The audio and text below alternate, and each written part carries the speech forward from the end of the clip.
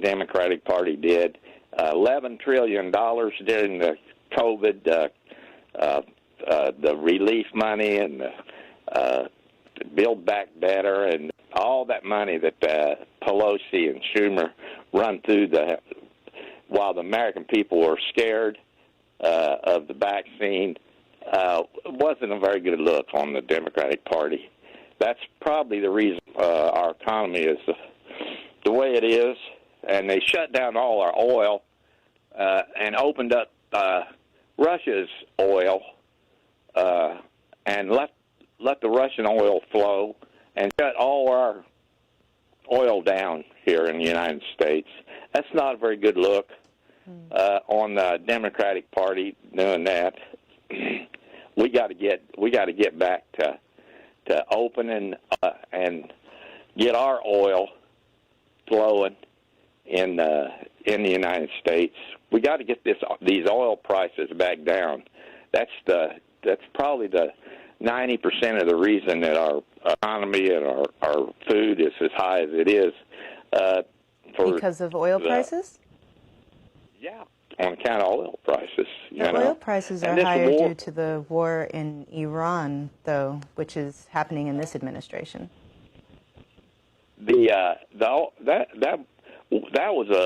should have been done years ago.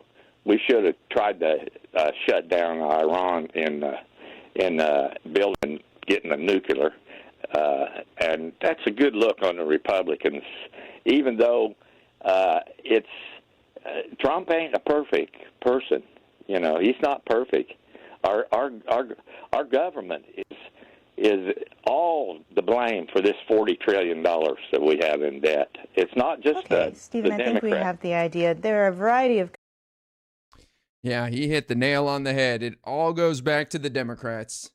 Even this war that has caused a jump in oil prices and gas prices is the Democrats' fault for not dealing with it earlier, and now Trump had to do it. So it all goes back to the Democrats. Trump has done nothing wrong. But, listen, he doesn't agree with Trump on everything, right? I don't agree with Trump on everything. I'm not a sheep. But I somehow find a way to blame the Democrats for every single thing. But once in a great while, I'll bring up something I disagree with Trump in. But of course, it's insignificant. Doesn't change my opinion of him in any way. And the Democrats are 1,000 times worse. So it doesn't really matter. But I am a very smart person.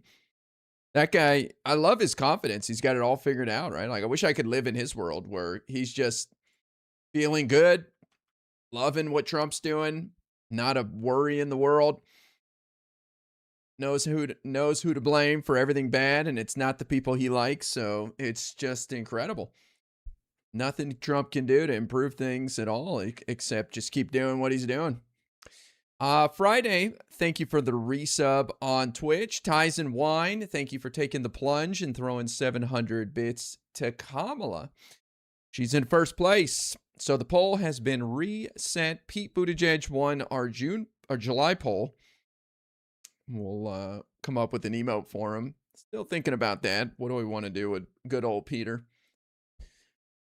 Finally got his flowers, right? He couldn't get June, couldn't get Pride Month, but he got a consolation prize of July. O'Rourke voted against the border wall. Oh, that's a good thing to him. Oh, boy. He voted against Kate's law, and he voted for Obama. Ossoff, hot face emoji. Hot face emoji. Jen weighing in with $9.99. Thanks, Jen, for the super chat. Going to John Ossoff. He is hot right now, I tell you. He's riding a wave. He's leading the charge.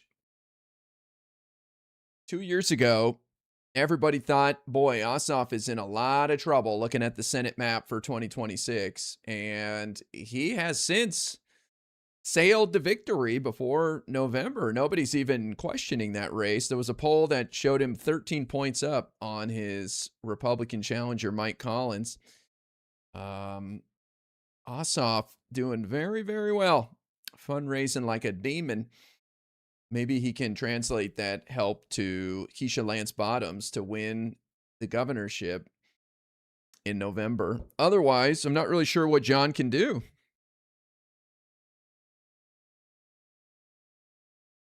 It looks like he's already won his race, though obviously you never let off the gas. But, you know, what can John do? I guess just be out there talking his shit for the Democratic Party as a whole. But that'd be cool if he could go campaign with other big Democrats like Tallarico or Troy Jackson or whomever wins in Michigan. Help let some of that winner rub off on the other people, because he seems like he's good. And honestly, somebody like Jon Ossoff should be building something. Like, why not go out there and help promote some more moderate candidates in swing seats, and build a little faction led by him, right? He's seems like he's got leadership qualities. People talk about him for 2028.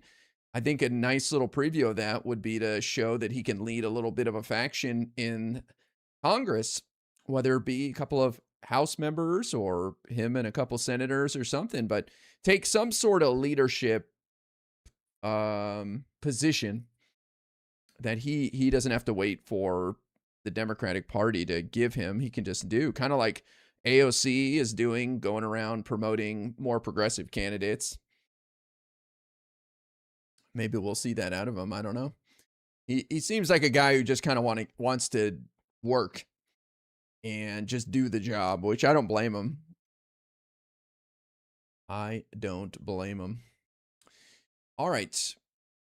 Let's see what's going on with the Sunday shows. We've got Bernie on Meet the Press. Poor Bernie, man. He's got, this is like a big moment for his movement, and he does not really seem to be rising to the occasion. He's kind of repeating the old hits that he used 10 years ago. And I don't know if he's helping. I mean, I really proposed that question to everybody. Don, thank you for the resub on Twitch. I don't think Bernie's hurting. But I don't think Bernie's looked at as some sort of hero by the people that are most energized right now. I mean, Bernie is a Zionist, number one, which you'll never hear leftists talk about, but he is a disgusting Nazi fascist believer in an ethno-state,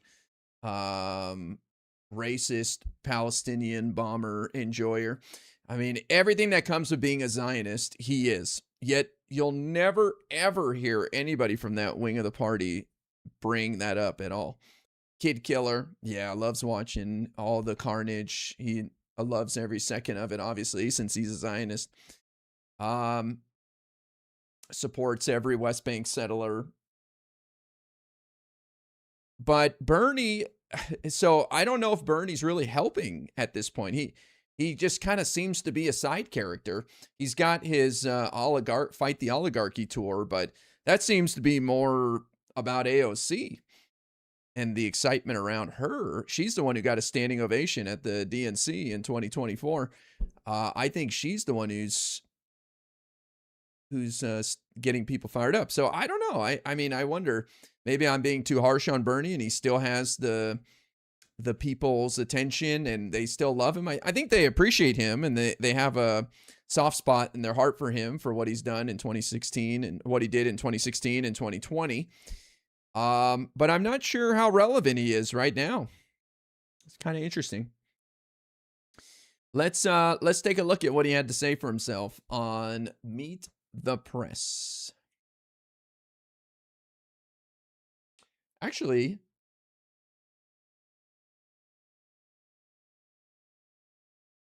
I was going to say, let's watch the intro.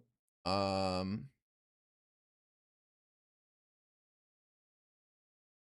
We'll just watch Bernie. And joining me now is independent Senator Bernie Sanders of Vermont. Senator Sanders, welcome back to Meet the Press. Good to be with you. It's wonderful. Independent. That always rubs me the wrong way about Bernie. Like, why are you an independent? Why? Right now, there is a movement to get into the Democratic Party, to use its existing infrastructure and implement policy. I think that's very smart. That's what you should do. That is the quickest way to achieving something, is to get involved with the existing infrastructure and push it in the direction you want it to go. I mean, that's what we encourage people to do. We want them to run for office. We want them to volunteer. Some people out there may disagree with the latest group of people that have been doing that, the DSA types.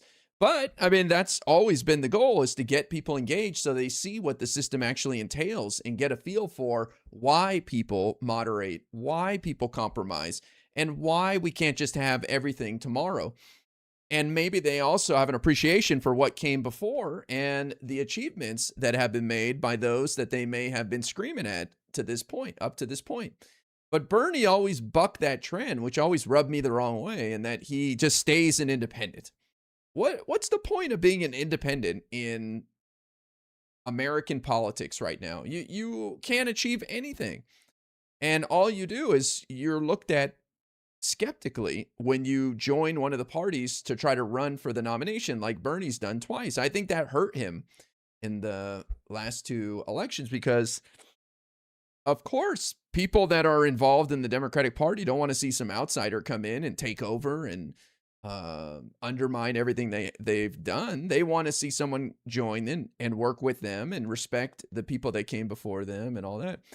So I'm not seeing a trend of independence, right? Like, I'm not seeing these further left people saying, to hell with the Democratic Party, let's become independents and do something with that. So his independence makes no sense to me at all, especially when he's giving speeches like in 2024 or 2020, what democratic socialism means to him.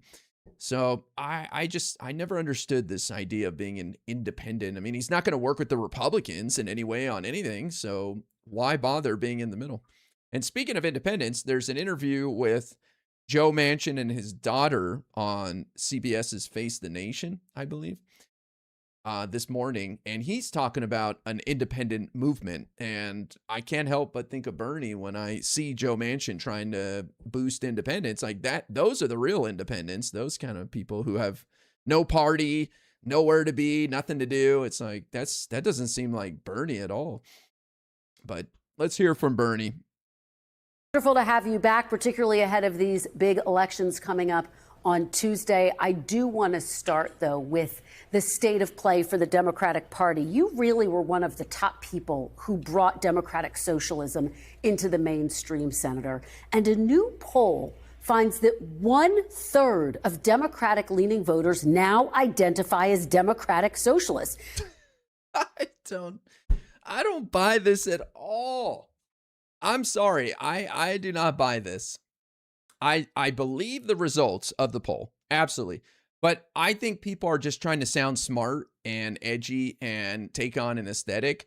And they want to sound like they're in the know by calling themselves a democratic socialist. I don't think they have any clue what a democratic socialist is. And they know nobody wants to ask them because that'll make the person asking them look stupid. So everybody's just pretending like they all know what a democratic socialist is and nobody's questioning it. I find this wild because I bet you if you go up to one of these people, 1/3 of Democrats who identify as a democratic socialist, and you ask and you read off the DSA's party platform, abolishing borders, abolishing prisons, abolishing the Senate, free everything, whatever, they're going to say, no, I don't agree with that. I don't agree with that. I don't agree with that. I don't agree with that. It's like, okay, so what do you agree with about democratic socialism then? Because if you disagree with the National Party, which strangely more and more DSA candidates seem to be disavowing and distancing themselves from the main DSA party, what's the point of being a democratic socialist? I don't understand. It's like, well, I disagree with the Nazi party on the killing of the Jews. I'm not a big fan of that. But I do like some of the efficiency they're talking about. I think that they can win over, they can get some more workers' rights and stuff.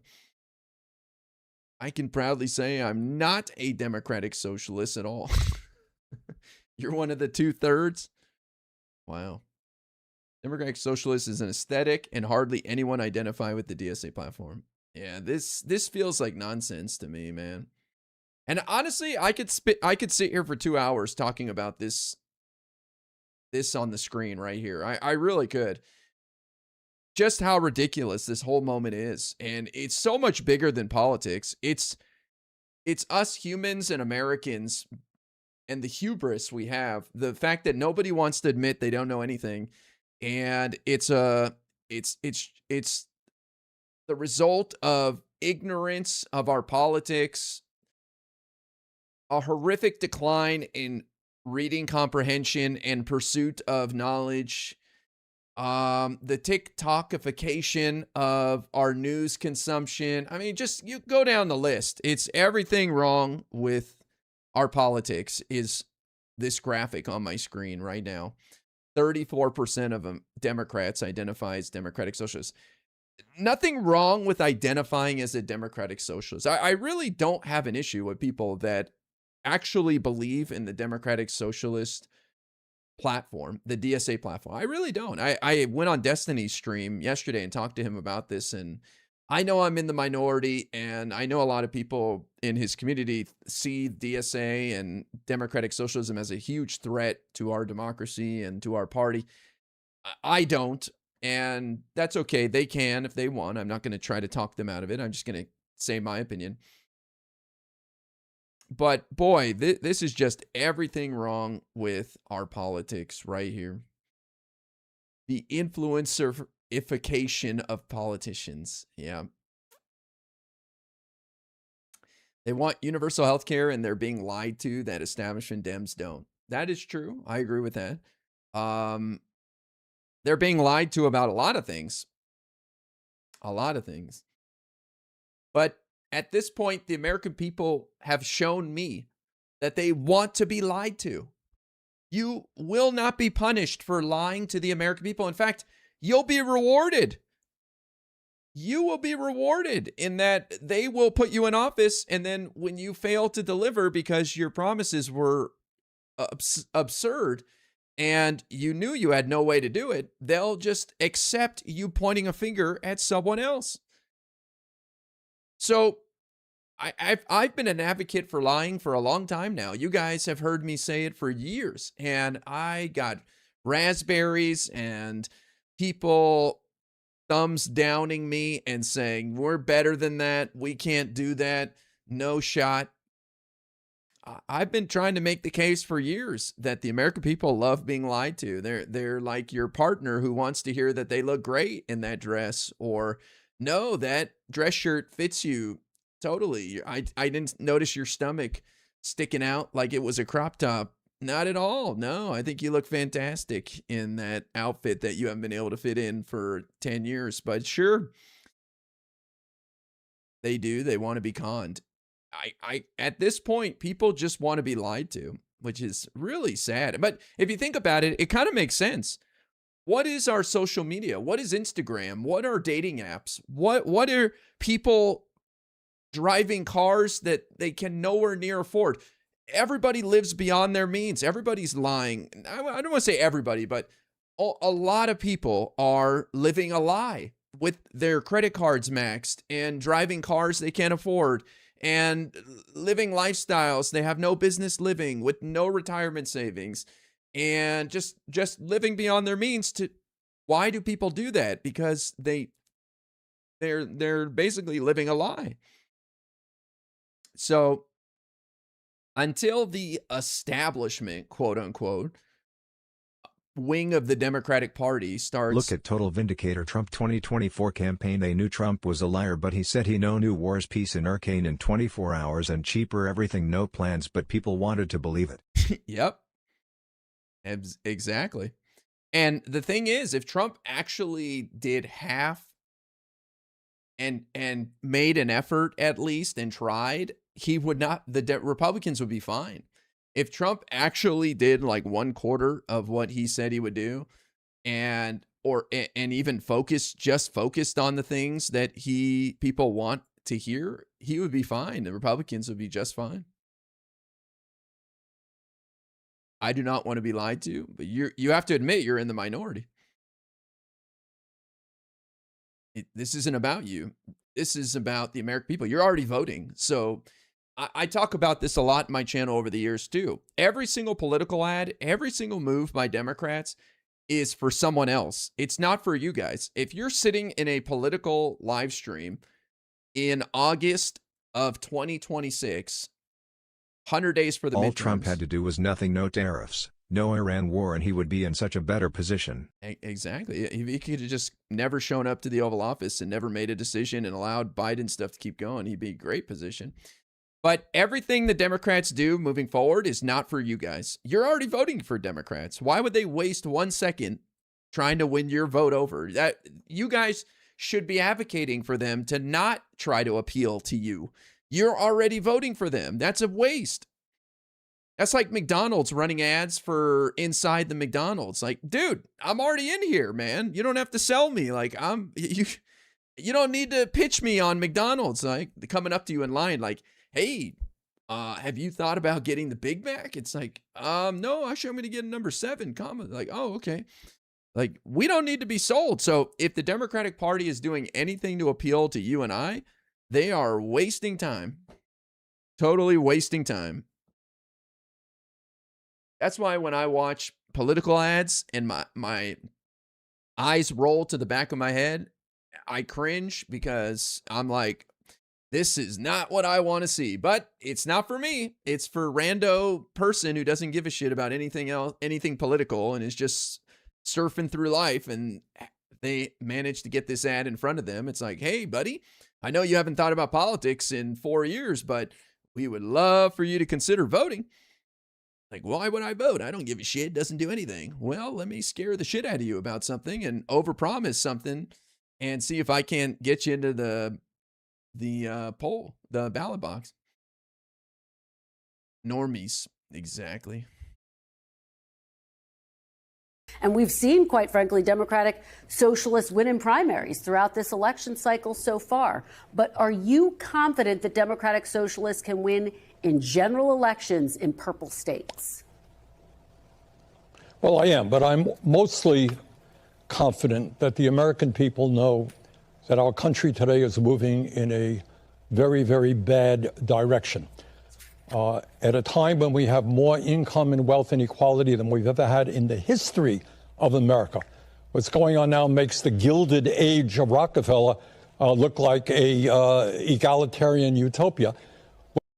The thing is, why I criticize Bernie for this is, I don't think your average American feels this.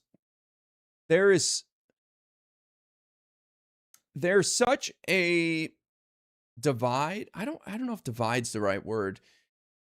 The rich, like the Elon Musks of this world, live in a totally different world than the rest of us. It's not like we see them going down the street in a golden horse and carriage and just burning money in front of us or something. Most people have no idea what the rich and famous are doing. I've been up in like the Hollywood Hills to some famous people's homes before, and it's just like a totally different world behind gates and trees, and you can't even get in there unless you have some business or whatever. And they're just living in a totally different reality. They don't interact with the rest of us, you know. They turn left on the plane, go to first class, and they sit in lounges in the airport.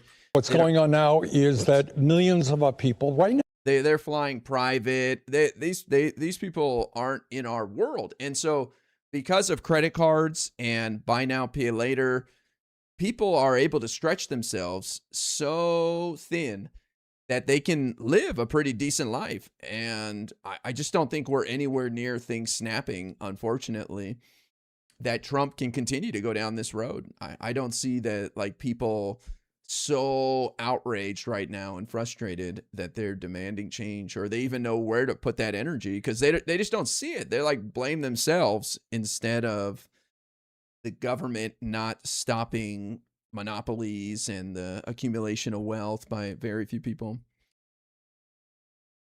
So that's why I'm critical of Bernie's messaging here, because I don't think it works with your average person. We live in separate realities. Yep. What about the polls saying only 15% of independents support socialism? I think if you break down what socialism is, you're going to get very few people that support it in America. Credit cards wouldn't be as heavily used if the economic situation was as bad. I agree, but people don't think like that. Like, do you think your average American with $10,000 in debt on their credit card goes, this is the government's fault for not regulating things better so that prices are cheaper and life's more affordable? Or I don't know about you, but when I was in credit card debt years ago, I did not sit around thinking this is the government's fault. This is my elected officials' fault. I didn't think that for a second. Also, there's a reason why the buy now, pay later apps are skyrocketing in demand. Sure. Klarna for president. Hell yeah. They don't worry about the price of their cars. No, because you can get a monthly payment for anything down as low as you want, right? Like you can go lease a BMW for $400 a month if you're willing to take on a 10-year loan that has you paying 10% interest, but you'll be in that car. You know, you'll be in that vehicle. And you've got the image now that you wanted.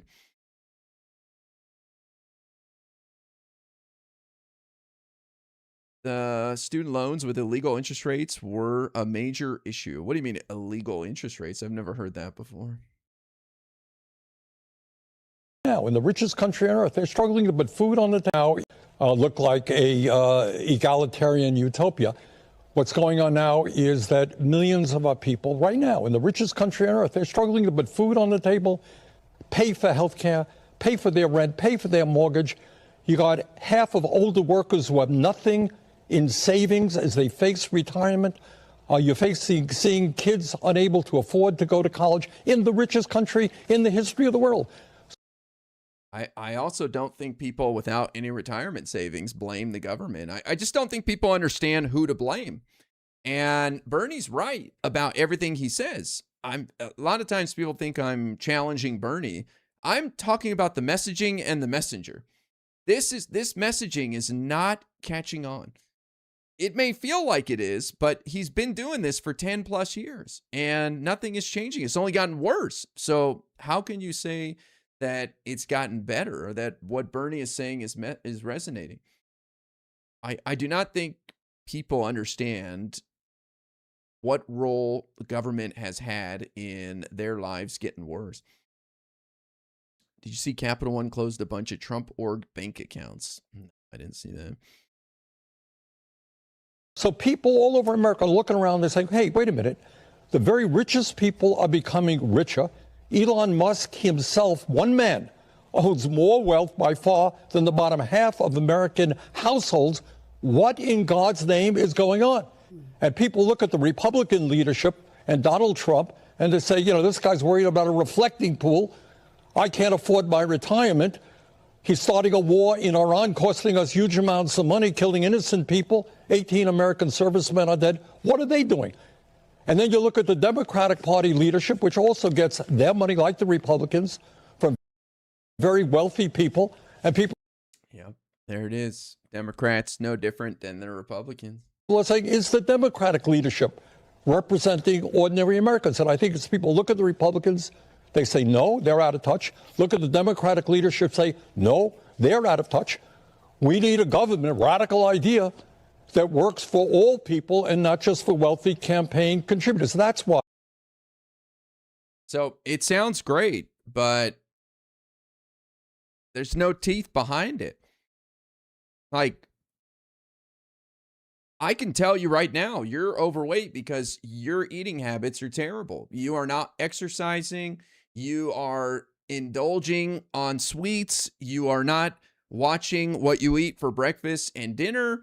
You are not going to the gym. You are sitting too much. I could tell you this for 20 years, right? And you go, yep, you're so right. But if you don't lose weight and you never take action, then what's the point of me continuing to tell you that? It just starts to get annoying after a while. Like, dude, I get it. I know I eat fucking donuts. What do you want from, like, at some point, people have to pull the person aside who's saying the same thing for a decade and go, bro, can we figure out a different strategy here, please? Bernie's the most out of touch. It's just he's out of touch with reality, which makes him in touch with voters. Well, the one thing he's right about is people are fed up. But I don't think they know what to be mad about. And I think telling them that all the leaders, everybody's bad, is not a great strategy. That's not a great strategy. All government bad, both sides bad. People want new leaders. That is such a heavy lift. Like, that's, you know what I mean? It's like saying you need $1 million to retire. Okay, that's a big goal, bro. Like, how about we start with getting to zero first, getting you out of debt? How about we start with that monumental lift first instead of getting you $1 million? I don't need $1 million retirement plan. I need a plan to get me to zero first so I can get the hell out of debt and begin to head towards $1 million. People need something to root for. I agree. Trying to private cannot be held responsible for myself. Yeah, I tell you, this is why if things don't go well with the midterms and 2028 especially, I think I'm going to really shift to away from politics and more towards just improving one's life, whether it be personal finance or health. I think somebody in my position could do a lot of good in that as well. We need more left content creators in those spaces anyways, personal finance, health, things like that. So I don't know, man. Because if your personal finances are in order, if your health is in order, it doesn't matter who's in power. You know what I mean? I see a great opportunity for Democrats to use the momentum in response to Trump and the revelations that will come over the next 2.5 years to really move this country in the right direction and implement some great policy that improves people's lives and does a lot of good and strengthens our democracy. But boy, if we can't capitalize off that because things are just such a mess, what can I do, man? What in the world can I do? I like your political commentary. Well, I mean, at some point, if you're just spinning your wheels, you gotta tap out, you know? Like, I don't know if this space is conducive to somebody who preaches what I do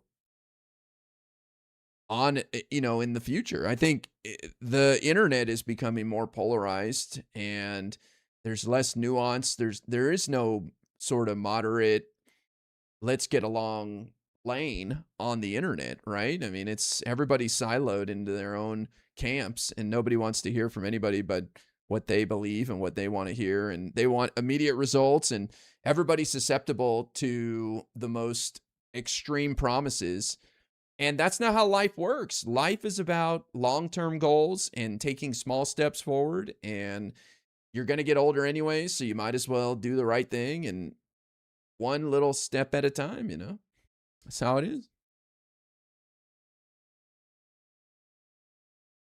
I love that kind of content regardless. Never put anything away in my 20s. Finally have a decent job. Would love to know where to spend it. That's awesome, JH. Sounds like you're in a good place, man. Good for you. I would max your 401k match with some low-cost index funds through your employer first and foremost, because that's part of your compensation, right? So if they give you a 100% match up to 5% or something, they're counting that as your compensation. So if you don't take advantage of that, then you're leaving some of your compensation. And there's nowhere else you can get 100% return on your money like a 401k match. So if that's available, I would do that before anything besides putting away very little money for emergency savings, like $1,000, $2,000 to cover your deductibles. Immediate gratification now. Yeah. So also on these Sunday streams, I tend to just run my mouth a lot more and take my time here, guys. So it's a little different. For me, this is my relaxation and just kind of having fun and trying to take it a little slower. So forgive me if I just monologue forever here, but it's kind of a chance for me to get my thoughts out and think things through and kind of walk through my train of thought on some things. Doing the 401k match, my job offers an especially ESPP option. That's stock? 15% used to buy. Oh yeah, dude, do that for sure. Make sure you're diversified though. Like some people end up with like 50% of their retirement in the company stock if they work there, right? That's a bad position to be in. Sounds like you're doing great, bro.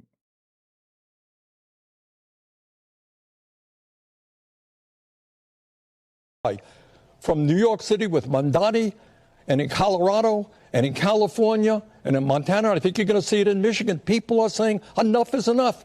You know, let's get a government that represents all of us. And I got to tell you something, Kristen, that part of the exasperation that the American people are feeling, it's not just an economy which is rigged. They're looking at a corrupt, underlying corrupt campaign finance system.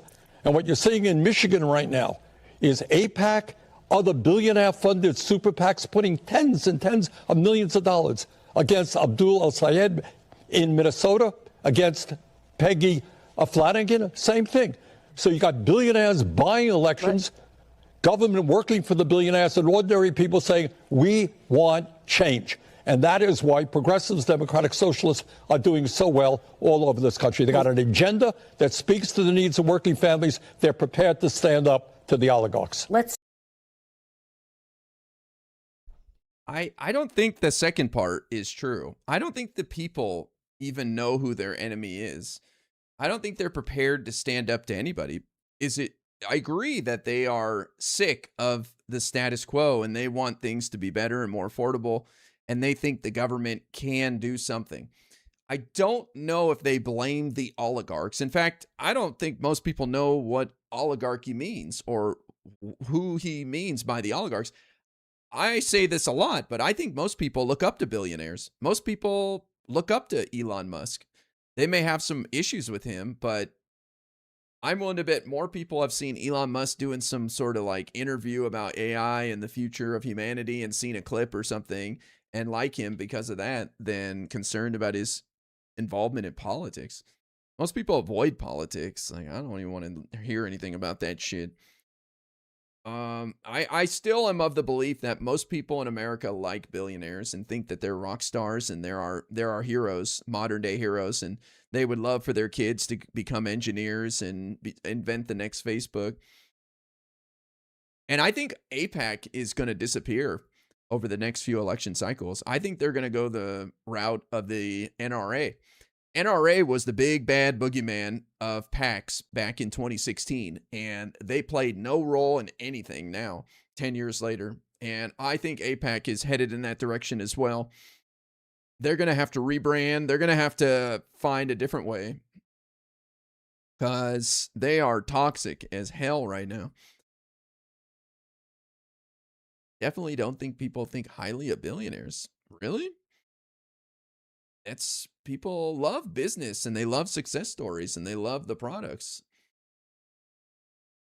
I'd be interested to see any data that supports it one way or the other. I'm just going off the top of my head.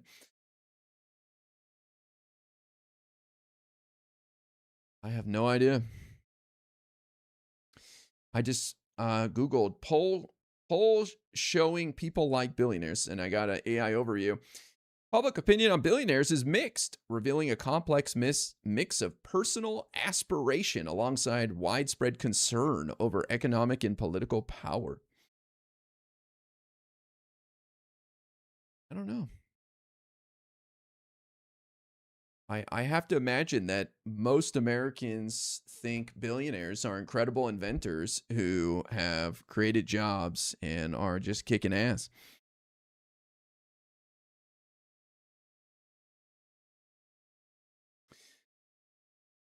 Betting has higher chances of Tallarico winning Texas now. Well, I mean, that's because polls show him up slightly, so not surprised to hear that. I really don't know what to make of the betting markets, though. Do I think betting markets are made up of the most educated people on the subject they're betting on? Probably not, because smart people don't engage in betting and gambling. Smart people don't don't go on Polymarket and play around. That's for people looking to get rich quick kind of thing. I mean, I can understand people doing it as a hobby, but it feels like most people that are engaged in gambling through the prediction markets are not the most, aren't the smartest people.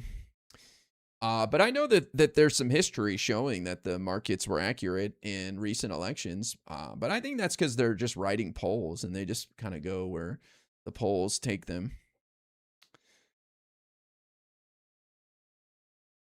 Also, there's a lot of strange insider trading. I don't trust anything going on there. I don't think it's a level playing field at all. So I refuse to engage. It's like going to the casino knowing your chances of winning are slim to none. But I mean, I guess if it's fun for you still to go with some friends and pretend like you're, have a chance, then sure. And plenty of people do that, right? Knowing the odds are stacked against them, thinking there's a chance. Plenty of people play the lottery every week thinking, you got to be in it to win, even though the chances are slim.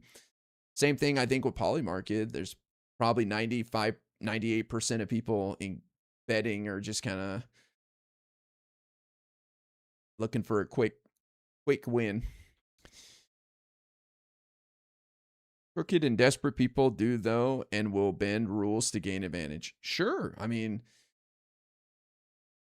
capitalism without regulations and without guardrails leads to monopolies and bad business practice and exploitation. Absolutely. Doesn't mean we abandon capitalism, though, right? It's like if you leave little kids to their own devices, they will do stupid shit. They'll climb up on the roof and fall down. They'll eat Pop-Tarts for dinner every night.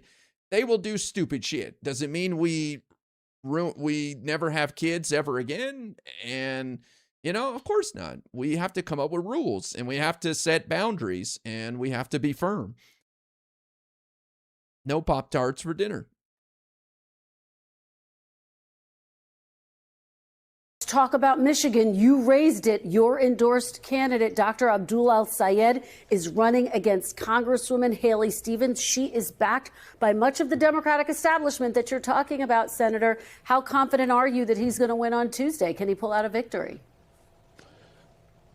Look, he has taken on, I've never, I'm not a political scientist.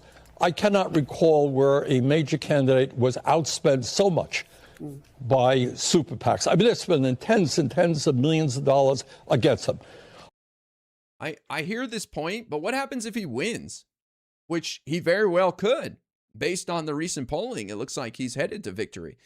What is this argument then? If AIPAC spends $60 million or whatever and they lose, doesn't that negate the talking point? Doesn't that neuter the talking point that AIPAC spending $50 million is unfair or even worth talking about? I could give other examples of AIPAC spending millions of dollars and the candidate losing. Everybody focuses on the races where AIPAC money is involved and the candidate wins that AIPAC is supporting. But there's plenty of examples of AIPAC spending millions of dollars and not getting the results they want. The polling recently looks good, but polls don't win elections, people do. So I would hope that in Michigan and later next week in Minnesota, people understand the importance of this election. What's it about? It's not just whether Abdul can win or not beat Haley Stevens. The question is whether or not we live in a democratic society where a candidate fighting for working people can take on tens and tens of millions of dollars of AIPAC money, special interest money. And I hope very much that Abdul wins. And I'll tell you why, on a kind of selfish reason. Everybody in America understands that our current healthcare system is totally broken. We're spending unbelievable amounts of money, twice as much per capita as the people of any other country, 85 million uninsured, underinsured, prices way high. Dr. El-Sayed is somebody I need in the Senate as he fights for Medicare for all. He's a doctor. He has seen the broken healthcare system. We need him to make sure that every man, woman, and child in this country has healthcare as a human right, as is the case in every other major country on earth. Well, so I told you guys I was going to read El-Sayed's book on Medicare for All, and I did. I followed through with my commitment and completed the book.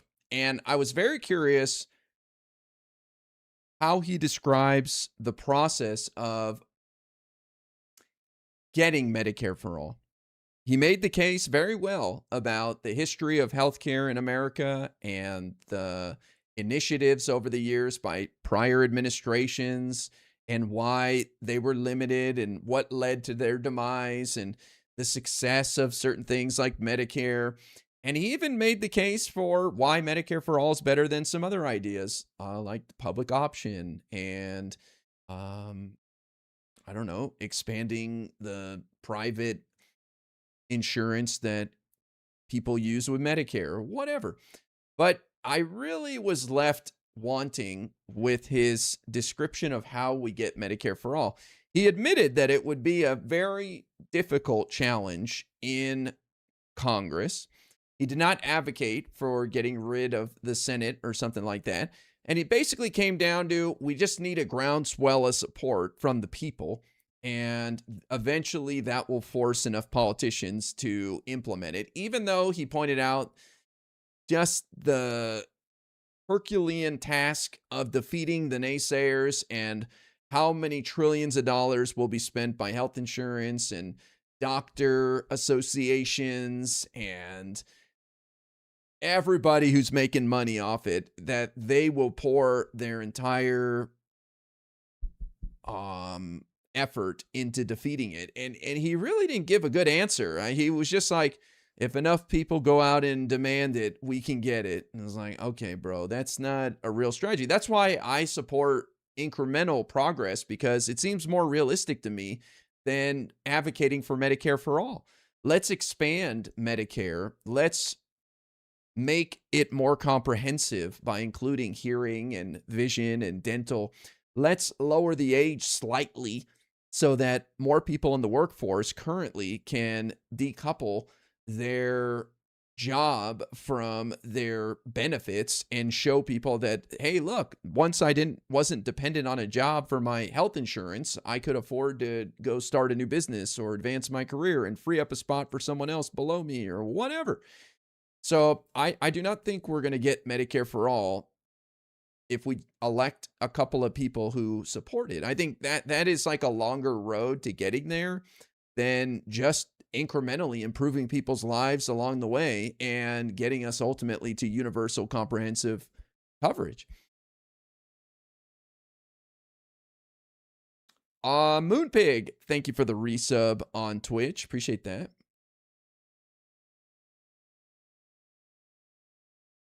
Paul Krugman discussed a practical approach, raise Medicaid age and lower Medicare age. There's no age for Medicaid. I don't know what that's in reference to. I think you're probably saying the income limit for Medicaid, so more people can get Medicaid, even if they make a little more money, because you have to have pretty much poverty wages, like $27,000 a year as a family to get Medicaid. It's pretty sad. But yeah, we should incrementally expand Medicare, because Medicare is a huge success. People love and can't wait to get on Medicare. And I think we should expand on successful programs, right? Like, that seems to make sense to me. What's the easiest way to get universal coverage for healthcare? I don't know. Let's focus on the one program everybody loves and is very successful. Medicare. Let's expand what's working over there. Seems like the most practical solution to me. Now, that doesn't mean go to Medicare for all immediately, because that's insane. Like, at this point, I'm convinced Medicare for all right off the bat is just impossible and insane. And it's like you're advocating for everyone to have $1 million retirement account. That's not going to happen. Let's get everybody to zero. How about that? Instead of everybody needs $1 million when they retire, which would be great, because if you withdraw 4% a year, which is kind of the common rule, you can have 40 grand a year plus your Social Security. Now you're like 60, 70 grand. If you're a household, you're looking at a pretty good living for your household there, right? So let's get everybody to zero out of debt before we start talking about $1 million, like same thing with Medicare for all. Like let's talk about getting every old person dental care and vision first. Let's talk about getting everybody age 60 plus some sort of universal comprehensive care. And then let's keep going from there. Medicare is so successful, it's a pool of old people. Imagine if you get gens, the younger generations included. I think so. You vote against it. I love hot dogs. I love them in buns. I love hot dogs. I love them outside of buns. I love hot dogs. I love them with baked beans. I love hot dogs. It's the best meat there is, without question. Speaking of healthcare, a last week demanding proof of life from Mitchie while the rest of Congress politely ignores the haunted Senate seat. Presidential behavior. Haunted Senate seat. That's hilarious. Nevis with the 5,000 kicks. That's a kick exclusive right there. The slowed down hot dog song. Hell yeah. Sticking with his horse, AOC, man. Wow. All right. I like it. Thank you. That's huge. Kicks are the most expensive currency between the three apps, in-app currency. Hell yeah. Thank you, Nevis. That's huge, bro. Let me add 5,000 points for Ms. AOC. I don't know if you heard my speech about people grumbling about the Mitch McConnell seat. I say leave it alone. We are days away from it being too late to have a special election. And if we get past a certain date here in August, which is like, I think it's 6 or 7 days from now. It could be even less. I don't know. It'll be too close to the November election for there to be a special election if he were to announce that he's no longer walking this earth. So they would just let the November election go through and the seat would stay empty from now until January 3rd when the 120th Congress is sworn in. So I'm happy with them playing weekend at Mitch McConnell's and hiding him. I don't care. I think it's best case scenario. Keep him hidden. I think he's alive, though. Calling it a haunted Senate seat's pretty funny, though. Look at that. AOC on top with 5,000. This might be her month. She doesn't have a ton of fans in the channel for president, but never know, man. Weekend at Mitch's. You support a public option? Absolutely. Absolutely. How long can you leave a seat empty? Well, every state has different rules. And you can look it up. In 2024, the Republican legislature changed the rules for replacing a senator. Normally, in most cases, the governor appoints somebody. And there are some states that say it has to be a member of the same party, which it would be pretty wild for a governor to appoint someone from a different party, but it's possible. But in 2024, the Kentucky Republican legislature got scared of Andy Beshear putting in some, I guess, maybe someone that they don't like as a Republican if Mitch McConnell were to go down. So they changed it that there has to be a special election, that's what happens when a House seat opens up. Then they tend to have rules that say a special election happens because a governor cannot appoint a House member. And in Kentucky's rules, they have something where X number of days before a November election, then you hold a special election. And that date is fast approaching. The deadline for that date is fast approaching here in early August. And if the seat opens up after that date, then they'll just leave the seat open through January or until January when the new Congress is sworn in. I'll switch to AOC now that I got Pete across the finish line. LOL. Whoever you guys like, I think it's fun. What's up with that? Did he die? No, I mean, as far as we know, he's alive. The deadline's tomorrow. Let me see. Mitch McConnell, Monday deadline for Kentucky special election explained. Let's see.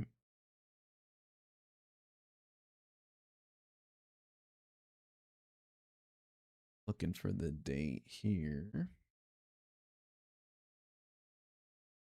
It's August 3rd. The August 3rd deadline, which falls on Monday, is viewed by some as an important date as to whether Beshear can call a special election to allow Kentucky voters to elect a new senator, though many of the questions about Kentucky's vacancy laws remain untested in the courts. There are several competing legal provisions, so it's unclear exactly how this would play out. Section 152 of Kentucky's Constitution states that if there are more than 3 months between a vacancy and election, a special election would need to be called to fill that seat. But if the vacancy opened up less than 3 months until the election, a special election would be delayed. Yeah, so I guess August 3rd is what they're looking at, since the election is on November 3rd. Well, there you go. So we just need the GOP to hide Mitch McConnell's death for another 2 days, and then they're free to announce it. Either way, he's not working in the Senate. He's bedridden in a hospital in D.C. So you have to go to the Senate chamber to cast a vote. There's no remote voting. So it's as if the seat is vacant right now.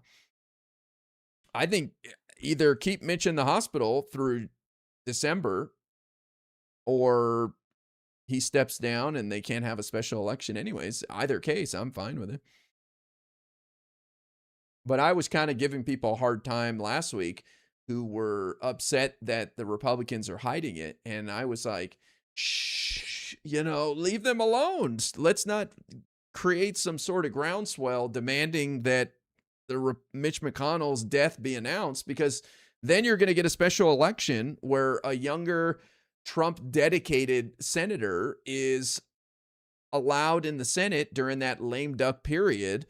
Let's say the Republicans lose in November, the Senate, and you're basically giving Trump a free, crazy vote for a couple months there if you cause the GOP to admit Mitch McConnell's dead between now and August 3rd. So I don't see any point in doing that. And people say, well, they're lying and we're trying to expose that they're hiding it, and we think that that'll help across the board. I'd rather have the seat empty. John Thune can just not swear in Bashir's candidate. Bashir's not going to. First of all, he can't nominate somebody. That he knows he can't do that. I know that there could be a legal challenge to the law that he has to have a special election. Okay, he can do that. But I don't think Andy Bashir is going to try to appoint somebody if Mitch McConnell is deemed no longer alive. I think he's going to accept that he has to announce a special election. I'd rather not have a special election.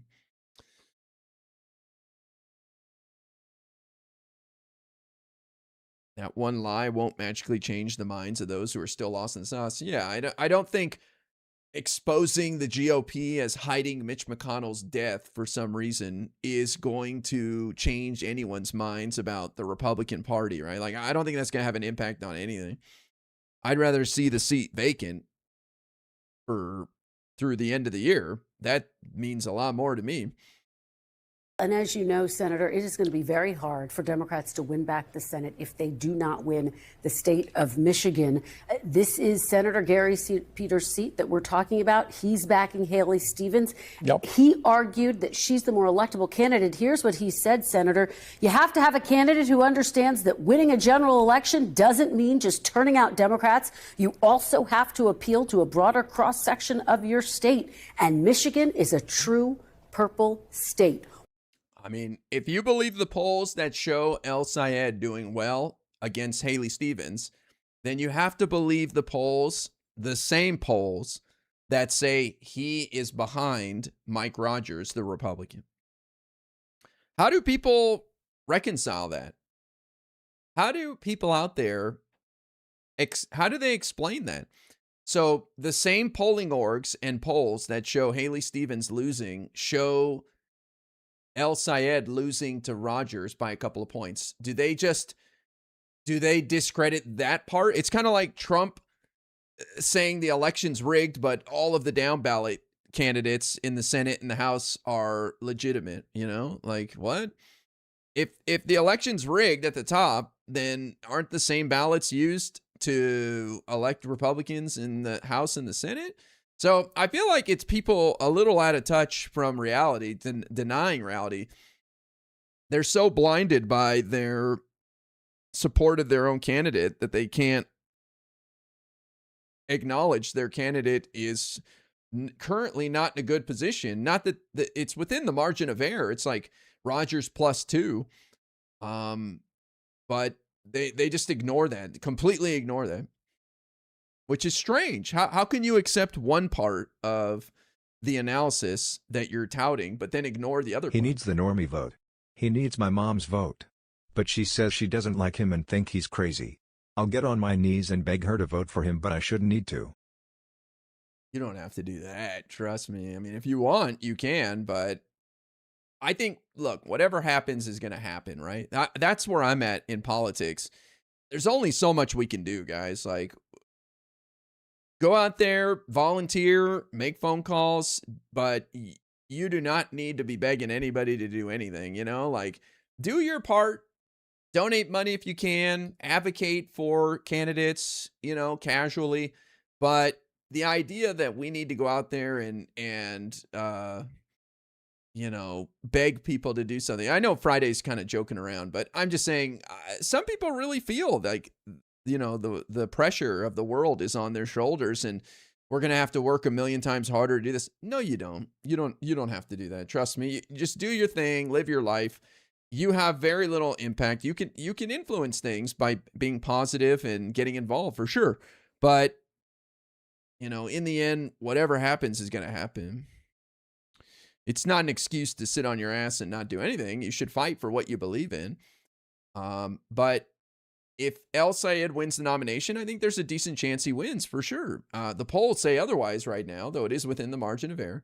But I think he'll moderate his messaging and he will try to appeal to more moderate people. I think he'd be an idiot to not do that.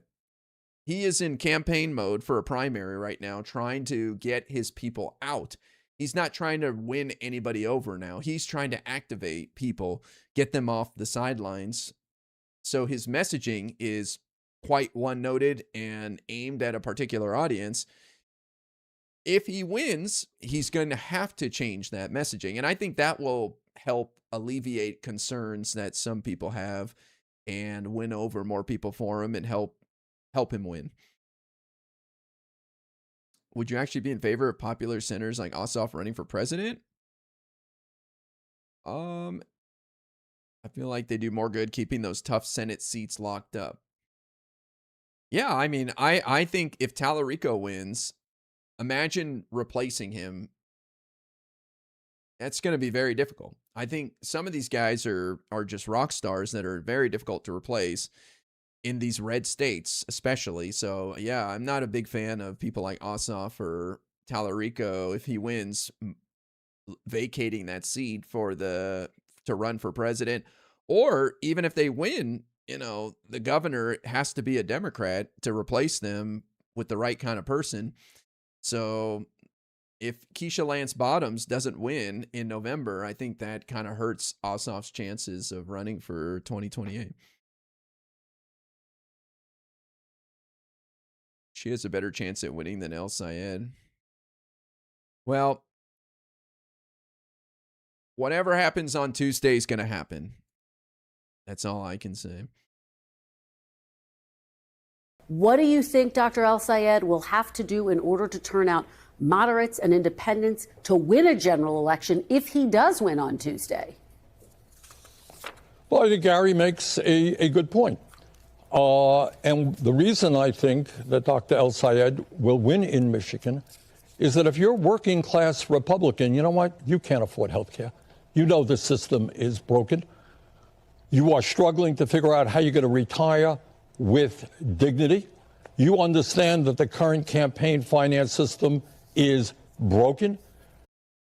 Yeah, but you're not blaming Trump and the Republicans for that, you know? That's not who you're looking at. Oh, the big one. I just can't let you go.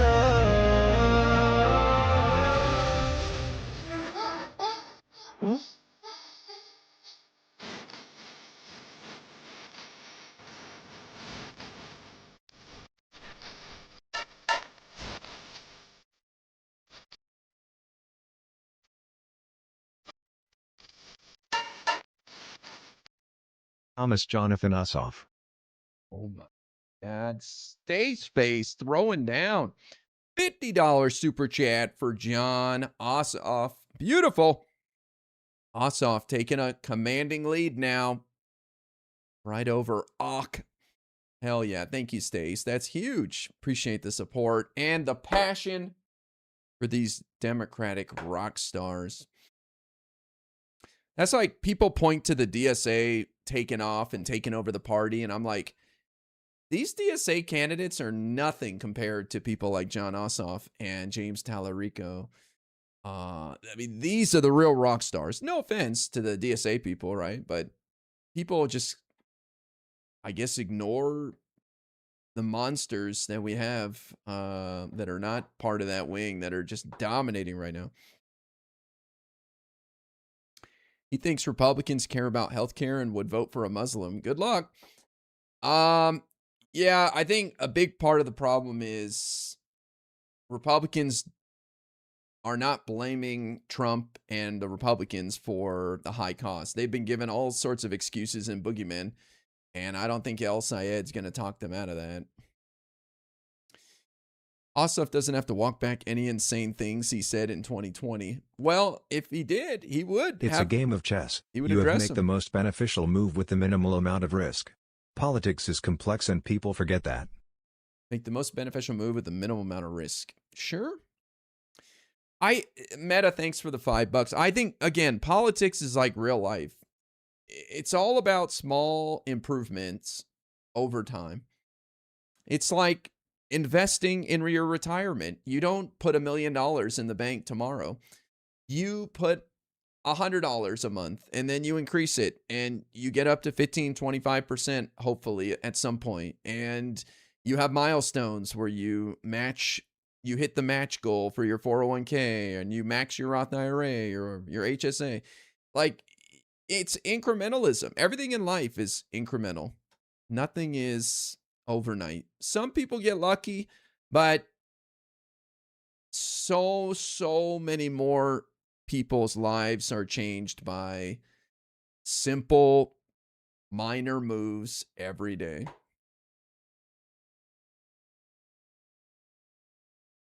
You understand that workers need decent wages, and El Sayed is fighting for a livable minimum wage. And by the way, if you're a Republican, maybe we should be investing our money into Michigan, into Vermont, into America, rather than giving the extremist government of Netanyahu in Israel tens of billions of dollars to continue their atrocities against the Palestinian people. You take me to my next question. Yeah. I think if you're working class, if you're a working class Republican in Michigan, I think you're going to listen to what El Sayed says.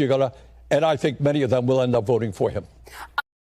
I will be surprised if a lot of Republicans vote for him. I think independents who voted for Trump, looking for change based on his crazy promises, may move over, as we've seen in the special elections for sure. But I don't think it's because they believe in his policies or his Medicare for all. I think the calculation that a lot of swing voters are going to make is that Democrats in power will force Trump to do better. I believe many people still believe in the idea that checks and balances get things done, and that they've seen Trump without any restrictions up to this point, and it's not working. So they'd like to see the Democrats there, not necessarily because they like their ideas and think they'll actually do anything, but because it'll mean Trump has to do something different, because he just cannot get a rubber stamp from Mike Johnson or John Thune and the senators. So if the Democrats control even one chamber of Congress or have more people out there, it'll force Trump's hand in some way. Maybe he's not going to give trans to everyone, but he's going to force Trump to stop doing his worst ideas. Aren't El Sayed's numbers with working class voters pretty bad? I have no idea. Tens of billions. Yeah, this is the other thing that I wanted to comment on. We could stop giving Israel any money at all, and you're not going to see a dollar go to anybody here in America, right? Like, these are two separate things. Tens of billions of dollars to Israel, which I don't know where he gets that. I'm assuming he's including supplemental packages recently. But I don't like people making the case that, oh, if we stop sending money to Israel for bombs to kill Palestinians, then we can have everything you want here in America. It's like, dude, that's a drop in the bucket. Now, if you want to make the moral argument that we shouldn't be sending money to a rogue government that's doing things the majority of us disagree with, and we would like to see them go a different direction, and they don't seem to be responding to our pleas, so maybe they'll respond to a lack of money. Fine, if you want to make the moral argument, but let's not make false promises to the American people that we'll take the $10 billion we sent Israel and put it into the mouths of hungry children here in America. There's no plan for that, nor will it happen. It's kind of like when Republicans say, how can we send all this money to Ukraine when we have homeless veterans? Well, I don't see Trump's plan to house the homeless. So, and he seems to be cutting off a lot of money to our foreign allies and causes we care about. But I ain't seeing any of that money going to the mouths of hungry children. Independence as well, of course. Okay, and I want to follow up on what you just said. Dr. Al-Sayed has made Israel a central issue in his primary. He said he, quote, often struggles with the question of whether Israel has the right to exist as a Jewish state. In the past... Boy, that's going to hurt his general chances right there. What? This is just a losing issue to me. I think the American people may be fed up with Israel's actions in Gaza because of the things they've seen and heard, and they're not happy with what's going on there, right? That's fine. But I do not think you have convinced the American people that the Jewish state shouldn't exist. Like that just feels like, where are you going? That road, I don't think there's a lot of people hanging out down there. Like, yeah, Israel shouldn't exist. Like, okay. If you're a liberal Democrat, don't see why support a government who are Trump deep throaters like Israel is. Well, but the thing is, Israel is like us in that they have an authoritarian government right now. So I think you're being a little short-sighted in that analysis. You're like, well, like you're associating the government running Israel with the entire state. So it's like there shouldn't be a Jewish state because there's an authoritarian government in charge right now in Israel.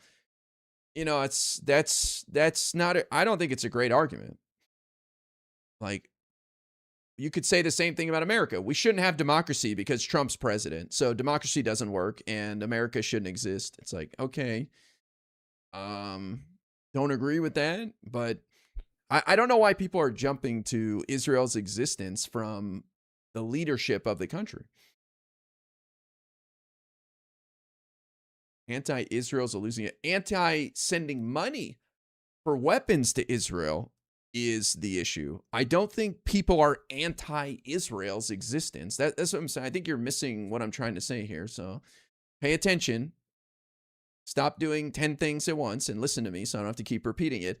I don't think the majority of American people are against the state of Israel existing as is. They're against giving money to Israel to fund a war and this leadership. They don't like that, but I do not think you're going to get the American people to say, yes, Israel shouldn't exist. Like that, I think we're a long ways away from that one.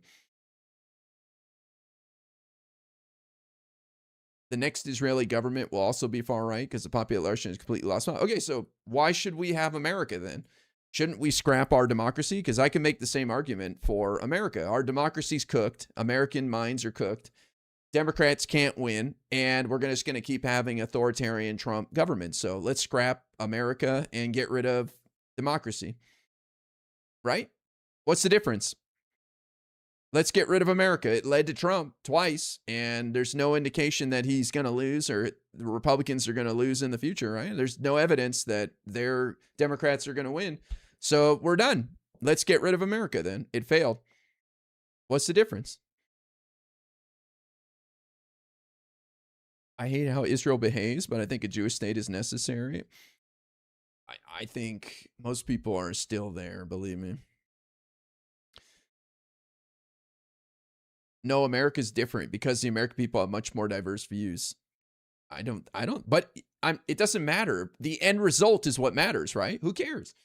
You're not in Israel too, by the way. It's kind of weird for you to judge all 10 million of the people there and saying that they're all thinking one thing. It's not like Netanyahu overwhelmingly won. This guy barely scrapped a coalition together, and he's teetering on the edge of defeat right now with the upcoming October elections he's been trying to avoid forever. My point is, if the end result is what has led you to saying this state shouldn't exist, then America shouldn't exist with that argument, because we have a terrible leadership and it's not going anywhere anytime soon. Frankly, I don't like the no Jewish state thing. Not saying we're going down a certain path, but it certainly leads to more problems than solutions. Yeah, it's just another, if I press this button, it'll solve problems or something. It's crazy, you know. The thing is, there are de facto Christian states. There are Islamic states. There's every other religion. There's 3 major religions in this world: Christianity, Islam, and Judaism. And the other 2 have a million states and safe places and everything. But when it comes to the Jews, they can't have their state. It's very interesting how everybody focuses on that. That's a good argument. If democracy doesn't work, then I'm only going to support it insofar as it works. If it just keeps leading to tyrannical fascists, no point in having it. I mean, it's a fair conclusion. I don't think it's an unfair conclusion to come to. And I do think a lot of people have taken that position in that democracy's not working. It's not delivering results. It's leading to bad people getting in office. It's not helping anybody. It's failing. A lot of people are believing that now. A lot of people are okay with an authoritarian, both on the left and the right. Sadly, look at Hassan. Like, they don't support democracy. They support some sort of authoritarian takeover by force. And, you know, like, do you think you could implement socialism without smashing half the population and ruling with an iron fist? No way. Nobody would accept that. Replace democracy with what? Dictatorship? Yeah. Autocracy. Strongman. Senator, you have been quite clear that you do support Israel as a Jewish state. Should Dr. Al-Sayed speak with the same clarity? Look, I think right now the immediate issue of the moment is whether or not.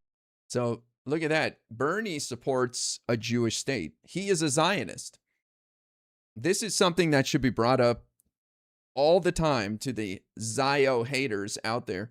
Bernie Sanders is a Zionist. The leader of their movement is a Zionist. He won't address it, though. Dr. Al-Sayed speak with the same clarity?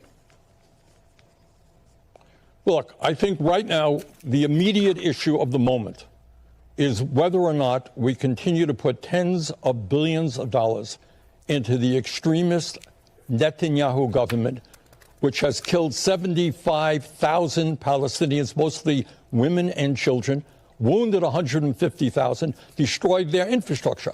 And what the American people are saying, overwhelmingly Democrats, many independents, the majority of them, and many Republicans, especially younger Republicans, we got better things to do with our money than to continue to fund the military of Israel.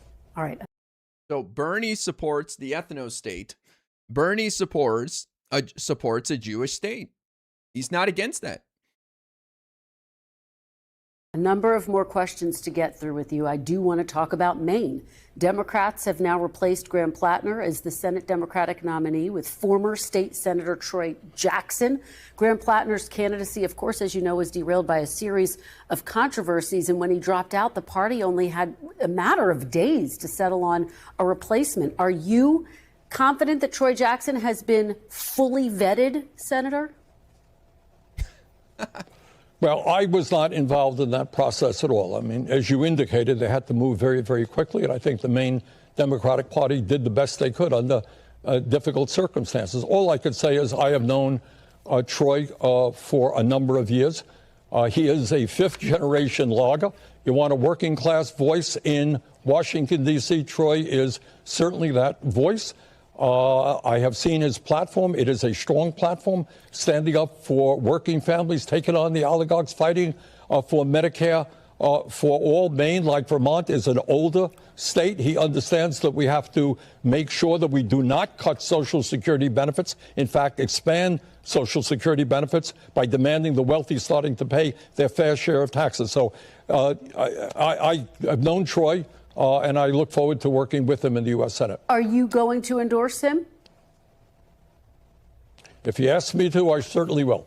Okay.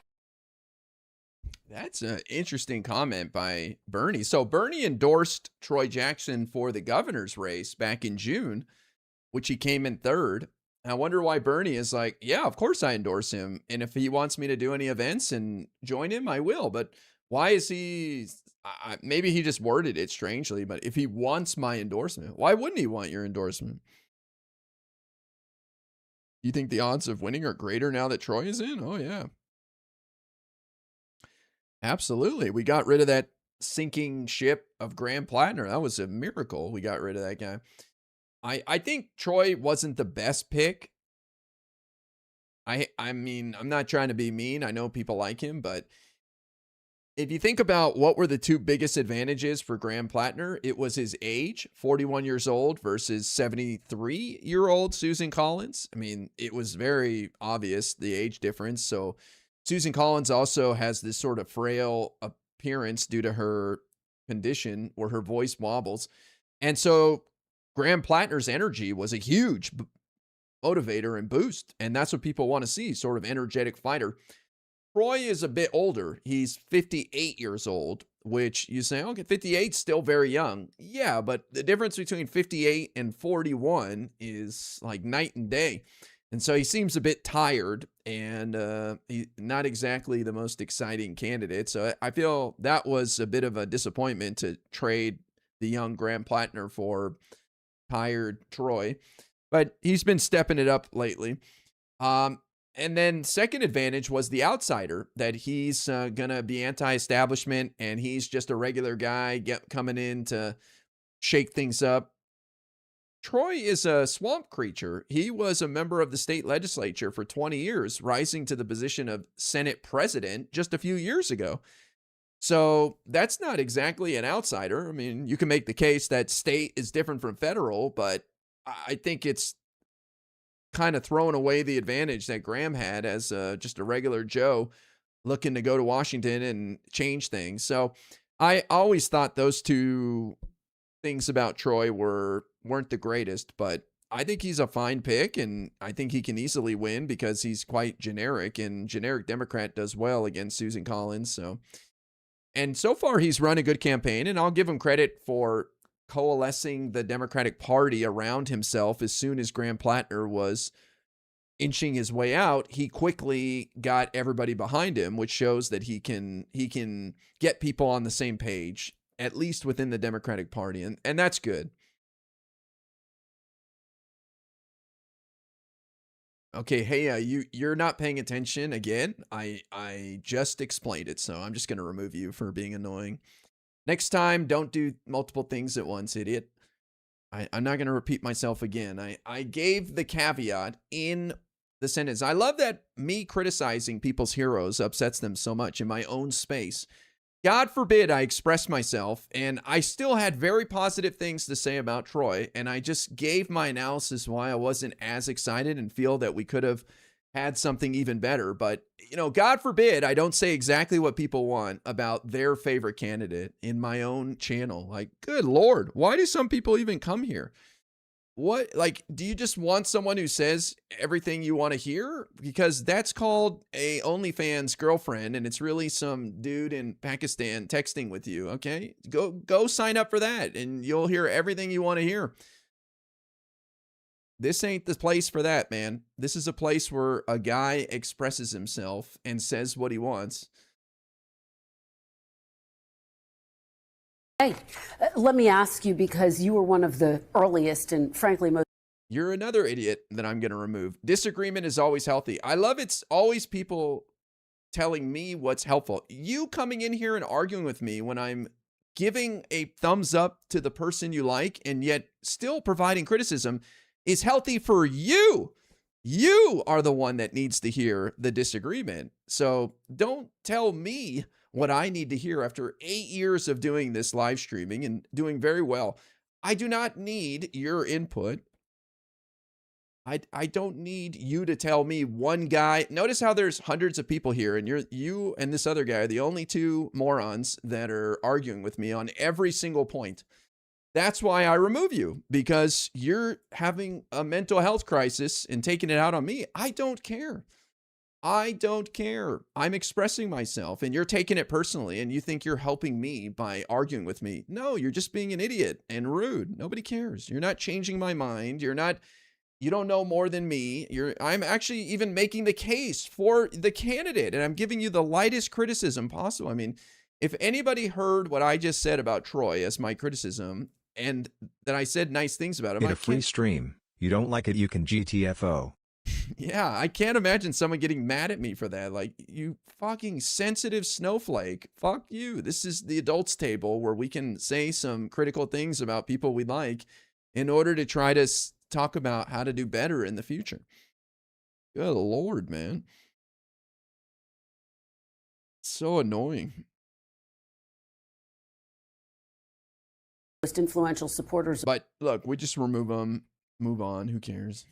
Of Graham Plattner's campaign. This week, Democratic Senator, your colleague, Senator John Fetterman, had this message for you. Take a listen, Senator. Hell yeah. Meet the press going for the content. Let's show Bernie Sanders, John Fetterman talking shit. I would be frustrated with someone like Bernie Sanders. You know, why aren't people angry? Why they promoted, someone like Plattner, an accused rapist? So really, Bernie, you have no regret endorsing and proud to stand with an accused rapist, a guy that roughs up his ex-girlfriends, a guy that had a Nazi tattoo on his chest? What's your response? God damn, Bernie, what do you got to say, bro? To Senator Fetterman. Well, my response to Fetterman is last time I saw it, he was reflecting the views of about 19% of the Democrats in the state of Pennsylvania. I think probably lower than any other member of the Democratic Senate. Fetterman does his thing, I think, on Israel and many other issues, is way out of touch with the people of America.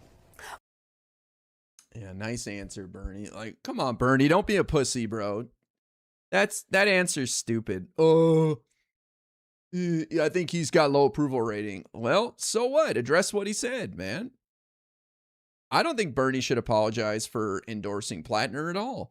Bernie didn't know he was an accused rapist. He would have never endorsed him if he knew that.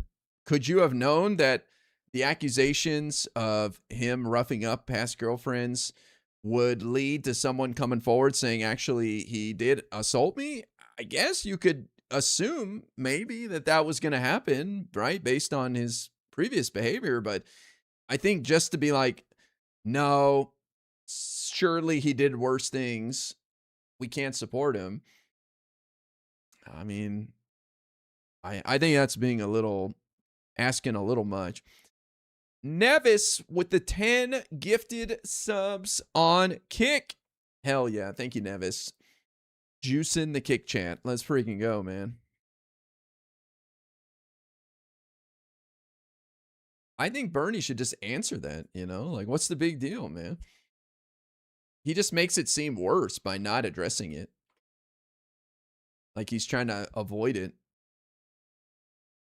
Not a good answer. Yeah, I mean, he's not wrong about John Fetterman's not popular. Sure. I mean, okay. Yeah.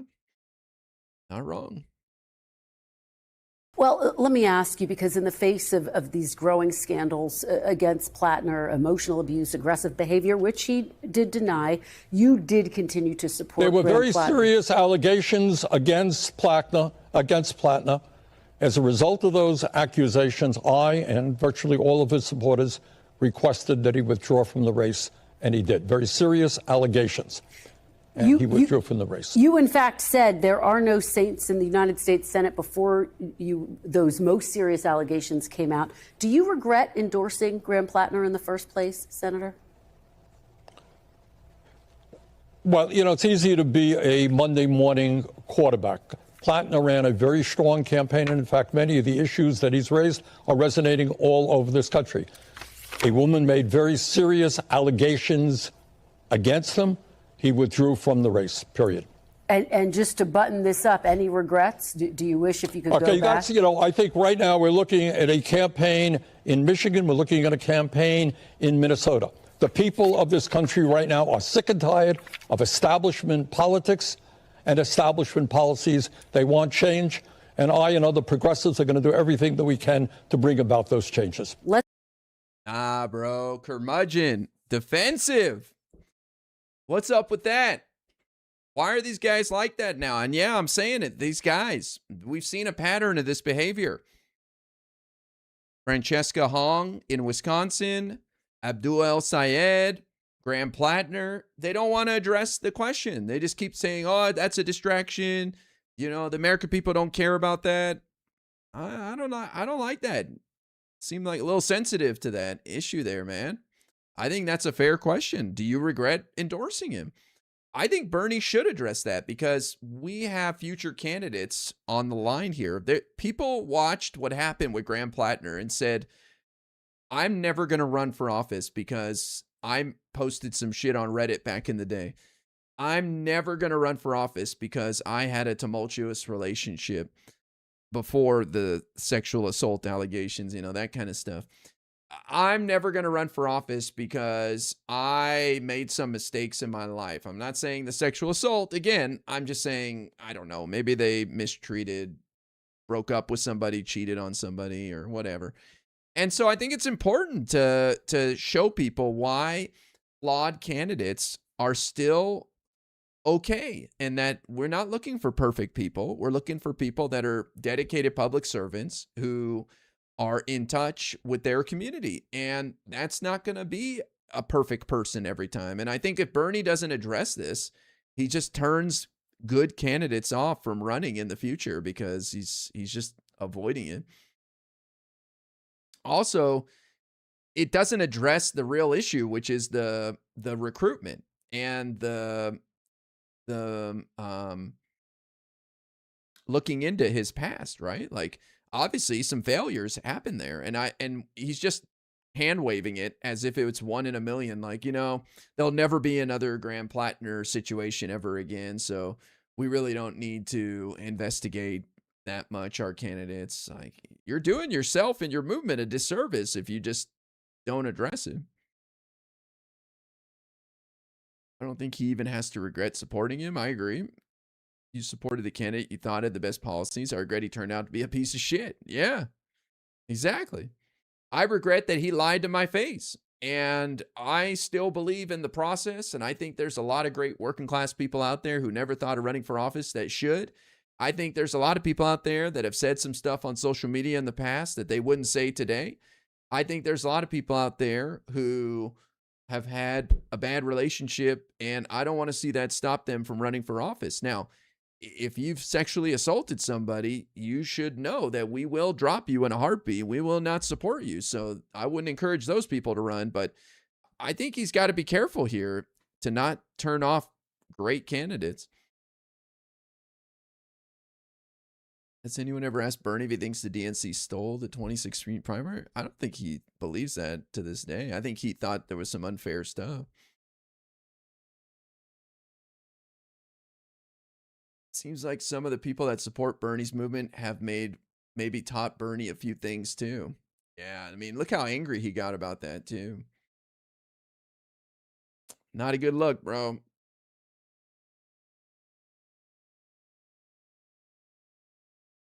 And finally, I'll just say that as a progressive, as somebody who supports progressive policy, I just want to see us win and implement the policy. But I think the people we're nominating as progressives are not good.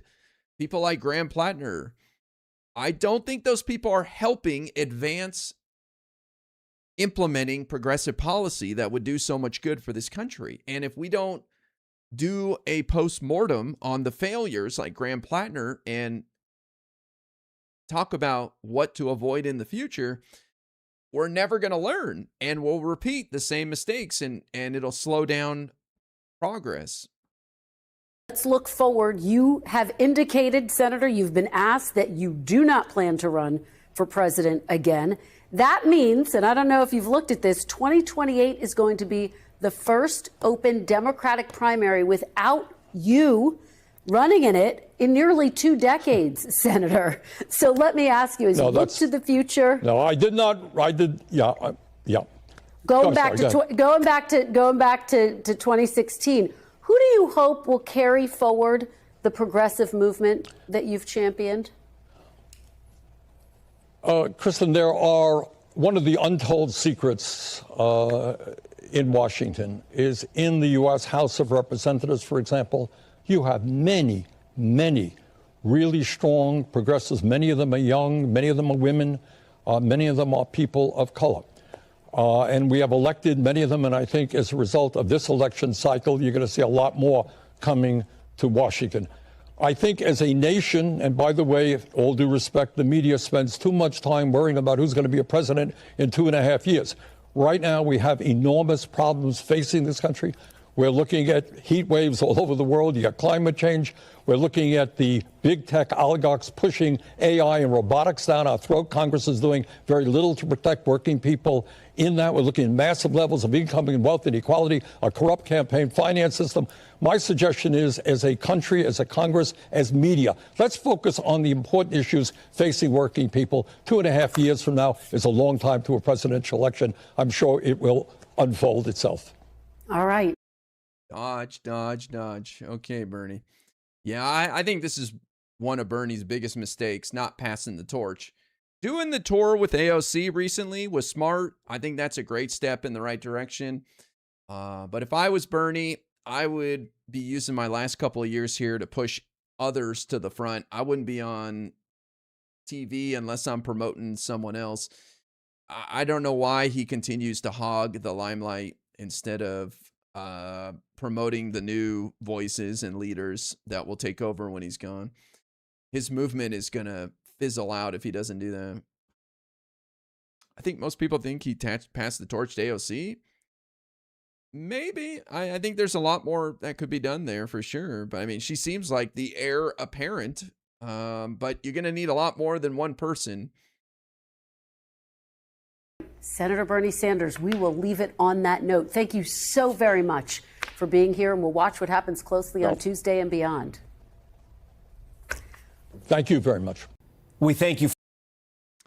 Boy, that only took me like an hour to get through. Freaking Bernie, man. Okay. What else do I got here?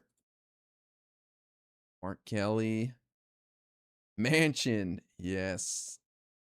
Ro Khanna on Fox News Sunday. Lankford on Fox News Sunday. RFK Jr. All right. We'll do Manchin. We did a left, then we'll do the middle. But I got to use the restroom first, so I'll be right back. Concerns on voters' minds leading into the midterm elections. This is polling from Gallup looking at the election concerns that are running high ahead of the 2026 midterms. 2 in 3 Americans are concerned about political leaders pressuring election officials to change election outcomes ahead of the 2026 midterms. Americans are concerned about election integrity and democratic processes. Their top concerns include political leaders pressuring election officials to change election outcomes, ballots not being properly handled, counted, or secured, voter intimidation near polling places. Even issues that rank lower on the list remain concerns for substantial shares of Americans, including 40%, saying that they are concerned about being personally confronted, followed, or recorded while voting. Let's hear from John in North Carolina on our line for Independence. Good morning, John. Thank you for taking my call. What you're just reading there, the Democrats is not going to support that Save American Act. I mean, it's showing right there that like they would, but they only one of them vote for them. They want 4 more years like Biden had, and what did he do for them? Or 9% interest rate, food high, gas high. I mean, that's what they're going to get. And I've asked y'all to see what it costed the American taxpayers when all of these people, illegals, come in here and give them $500 hotel rooms, feeding them, giving them free health care, all that stuff. I mean, nobody even could they even think it'd be in the billions and billions of dollars, and killing some of our people and them protecting them. I mean, that don't make no sense to nobody. I mean, well, I guess it does to them, but it don't to me. I'm a saved person. I believe in the Lord Jesus Christ, and I think they hate America.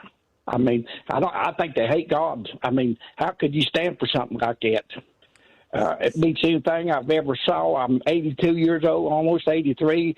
And these polls you show, I don't know. I've John, never been just polled to in my follow life. up on something you asked earlier, you were asking about the cost of the surge in immigration that happened under the Biden administration.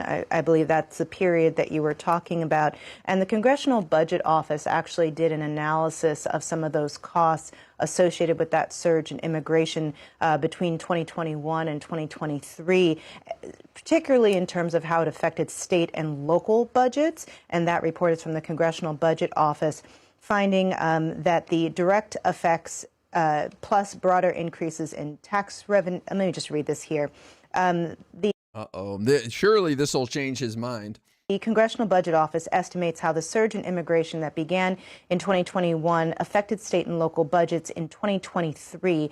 In addition to estimating the direct effects of the surge, CBO calculated an alternative measure that shows the potential broader or long-term effects and costs that were borne without adding to spending, such as crowding in public schools and public transportation systems. By either measure, the surge imposed a net cost. The surge led to a direct increase in revenues of $10.1 billion, primarily from sales tax, and a direct increase in spending of $19.3 billion, chiefly for public elementary and secondary education, shelter and related services, and border security. The result was a direct net cost of $9.2 billion in 2023, amounting to a 0.3% of state and local spending net of federal grants and aid. 0.3%.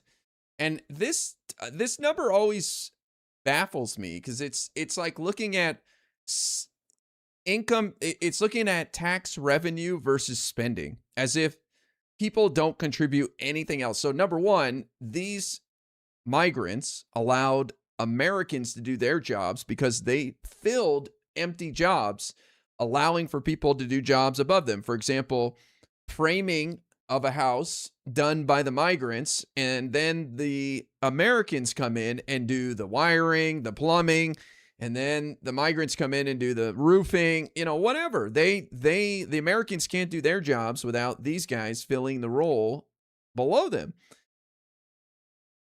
And then what about all the businesses that were allowed to keep running and charge and make a fortune, like restaurants, hotels, farms, So if we're just looking at sales tax and income tax revenue from these people, we're missing out a huge part of the story and the role they play in our economy and our community. So it just feels idiotic to look at it as, well, how much taxes did they bring in versus how much did we spend on them? Well, we spent $9 billion, 0.3% of our state and local spending. So obviously it was bad. I pre-order meals cooked for lunch and dinner, 12 meals a week to come delivered to my address. It's like $150 a week, right? Sounds crazy. Oh my God, $150. You could go to the grocery store for $90 and buy all that food. You wouldn't have to do anything. Yeah, I could, but the benefit isn't the money. It's all the things I can't put a figure on. It's the time. It's eating better, healthier, which allows me to go to the gym and feel better and sleep better. And it's me being able to go for a walk, Come on. There's so much more than just how much you spend versus how much you're bringing in or whatever. But this guy, yeah, I don't think he's even there on the phone anymore. Let's see. So that's one measure of the cost that you were talking about there, John. But please go ahead.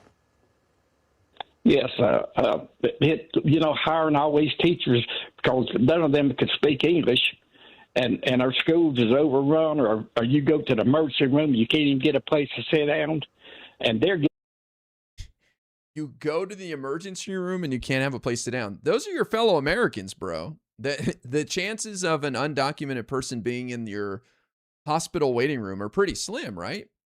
First of all, most of them are working age people that come here. They don't come here frail and head to the hospital for chemo. They're here to work. So those are your fellow Americans without health insurance, bro, for the most part. Now, if you want to free up the hospital rooms, then we should have more accessible and affordable preventative care. But yeah, it's just racism.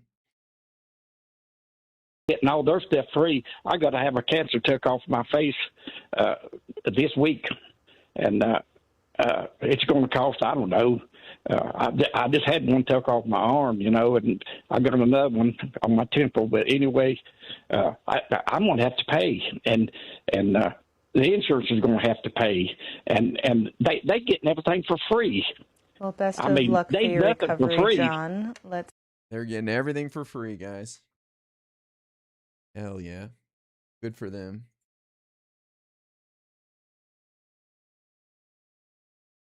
All right. For a different perspective, let's hear from everybody's favorite senator from West Virginia. We've missed him. His voice has been sadly missing from our political dialogue. No, everybody's favorite independent, Joe Manchin. He's got an idea of how to fix everything. Let's hear from him and his daughter. And we're joined now by former West Virginia Senator Joe Manchin and his daughter Heather Manchin.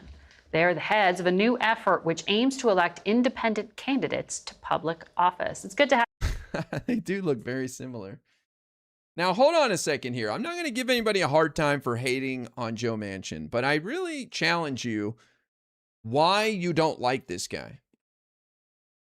I want to put this challenge out there because I think it means a lot more than just this scenario. Joe Manchin, in my opinion, was a bonus Democrat from a state we have no business having a senator from right now. West Virginia is so red that as soon as the polls closed in November 24, they called it for Trump instantly. Didn't even count a single ballot. The only state that is redder and more Trumpian is Wyoming. It is a super red state, and we have no business having a Democratic senator from there. This guy worked with Biden and the Democrats to pass the American Rescue Plan, to pass the Inflation Reduction Act, which included the biggest commitment to combating climate change in the world's history. This guy joined the Democrats in passing the infrastructure bill, the CHIPS Act. So all of the major stuff. Now, people will say, yeah, but he caused problems and he forced Biden to water down some things. Sure. But if we didn't have him, we wouldn't have a 50-50 split Senate that allowed us to do all those things that I just listed. So I never, ever understood why people hated this guy, except they just didn't like what came out of his mouth. Well, I don't give a shit what comes out of his mouth. I care about what he allowed us to do. And without him, we would not have had the Senate for Biden's first 2 years, and we would not have done anything. We'd be totally screwed. Have you both here. Good to be with you, Margaret. Thank you. Well, let's talk about this. Senator, let's start with you. There's a market for what you're selling. According to CNN's polling, 47% of American adults identified as political independents. That's the highest level in a decade. But over time, we have seen these attempts to break through the two-party system just haven't really panned out. So what do you think is going to happen with that 47% now? Well, everyone depends on the independents to get elected now. That's all you hear, all the polls that are taken. To swing one way or the other. This is, in the last presidential election, it came down to 7 battleground states. That means 43 were predetermined. Here's my thing with independents. I don't think independents are truly independent. They are just people who don't want to be associated with the party that they vote with all the time. That's it. They are convinced that the both parties suck, but they only vote one way. These independents don't seem like the type to dance with both parties very often. I do think they'll switch from time to time, but I believe independents vote the same way 80 to 90% of the time. So being an independent allows you to feel better than other people by saying, I don't like either party. I think they both suck. And they know nothing about the parties. They don't know how many U.S. senators there are. They don't know how the system works. They don't know anything. They don't even know the difference between the House and the Senate. They couldn't name 3 House members if you put a gun to their head and gave them 30 minutes. They don't know anything. But what they do know is they think both parties suck. And nobody questions them because they just assume they know what they're talking about. So I think it's just another chapter, another layer of this idea that Americans want to feel smart and sound smart. So they say stupid shit like, I'm a democratic socialist or I'm an independent, because it separates them from others and makes them feel like they're smarter and better than other people. And they know they'll never be challenged on it, because then the person asking them might sound stupid, because they're like, well, what does that mean to be an independent? What, you don't know? Nobody wants to sound stupid, so we're left in just this stupid place.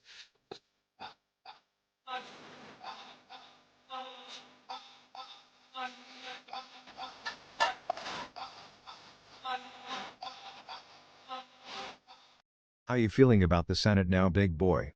Recent polls and election forecasting looks like we have a slight advantage. Smiley face emoji. Big boy.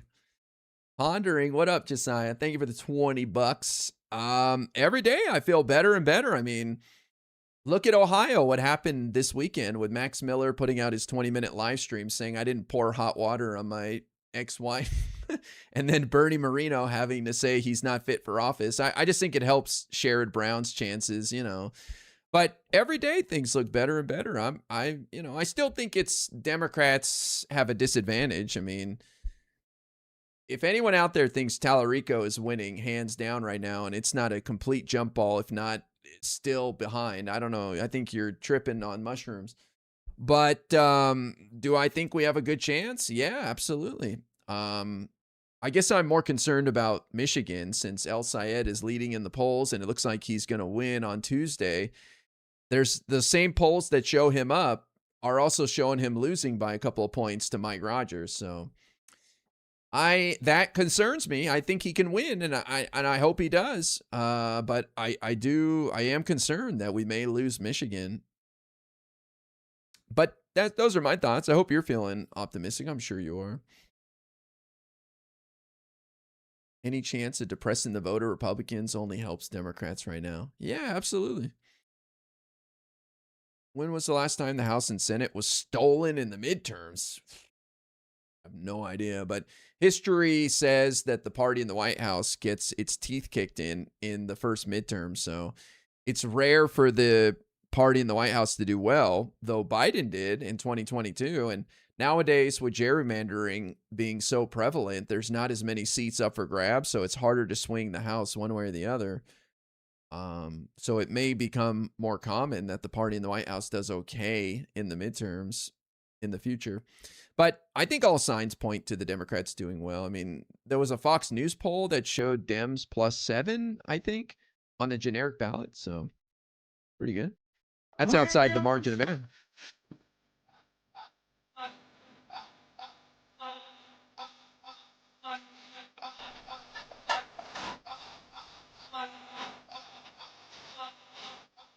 I've never been as optimistic as you are, but I'm feeling a bit better. We definitely need to rally around whoever wins Michigan though, and every other state. My boy Roy Cooper is slapping Wiley around. What a joy. I know North Carolina has been a huge disappointment. what was that woman who ran in 2022, I think it was, came close, and people were like, if only we had invested a little more money, we could have won. But yeah, things are looking fantastic for Roy Cooper. Like, not even a concern there. What a stellar candidate. I'm excited for North Carolina to finally get some good leadership in the Senate. Clayton, no, it was some woman. I forgot. Who was it? Or maybe it was a dude. I don't think it was Clayton Anderson. I think it wasn't. It was the same year as Mandela Barnes in Wisconsin, where he came pretty close to defeating Ron Johnson. I don't remember who it was. Who was it? Who am I thinking of? Somebody came pretty close to winning in North Carolina not that long ago.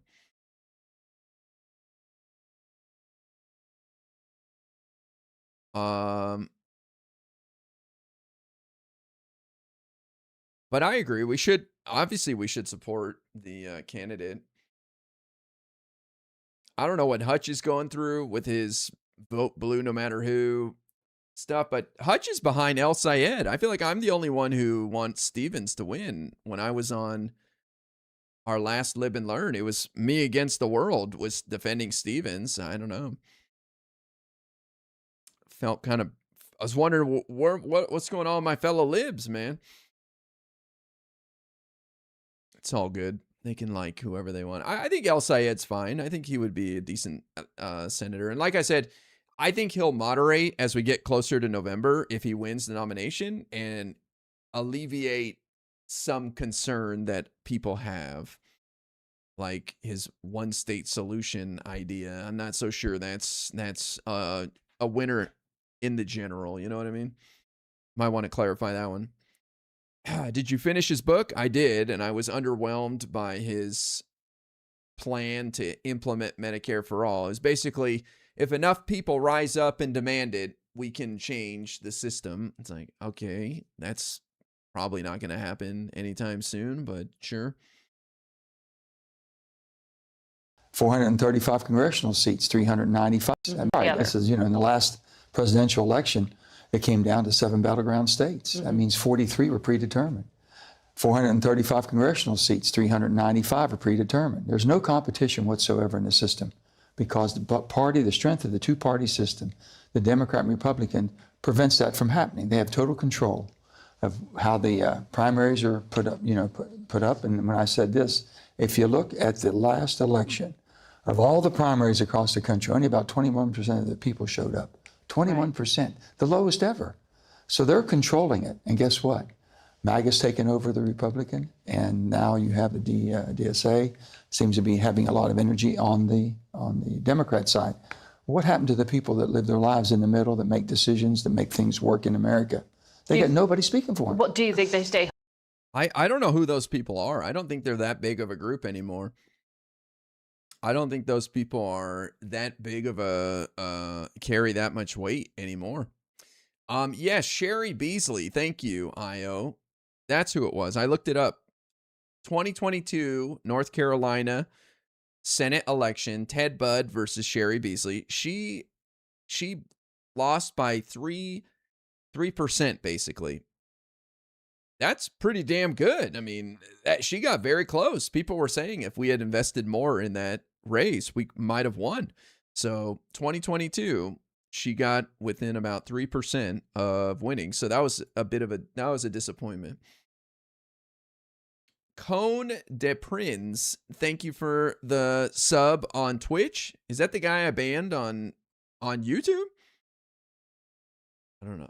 I think that person's name had a cone in it or something. I might be mixing them up though. Thank you for giving me money on Twitch.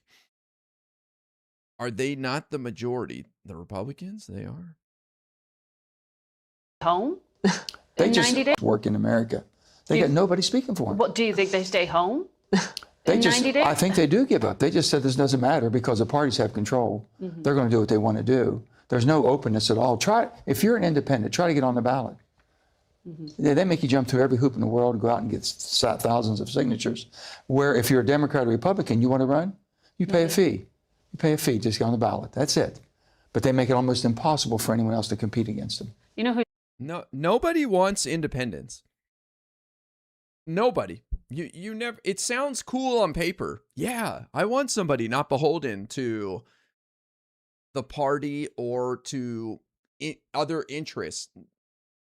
No, nobody's looking for somebody to be an independent. Like everybody wants their way. They want their party to win. They may want their party to chill out on some things here or there, but nobody is clamoring for this like third way of independence. I don't think this group exists that he's talking about. It sounds cool. Bunch of disaffected people sitting out the elections who, because they don't think either party represents them. But I don't think that's who independents are. I think lately most independents are people that are upset with the party, but are still going to vote for every single party nominee that they associate with.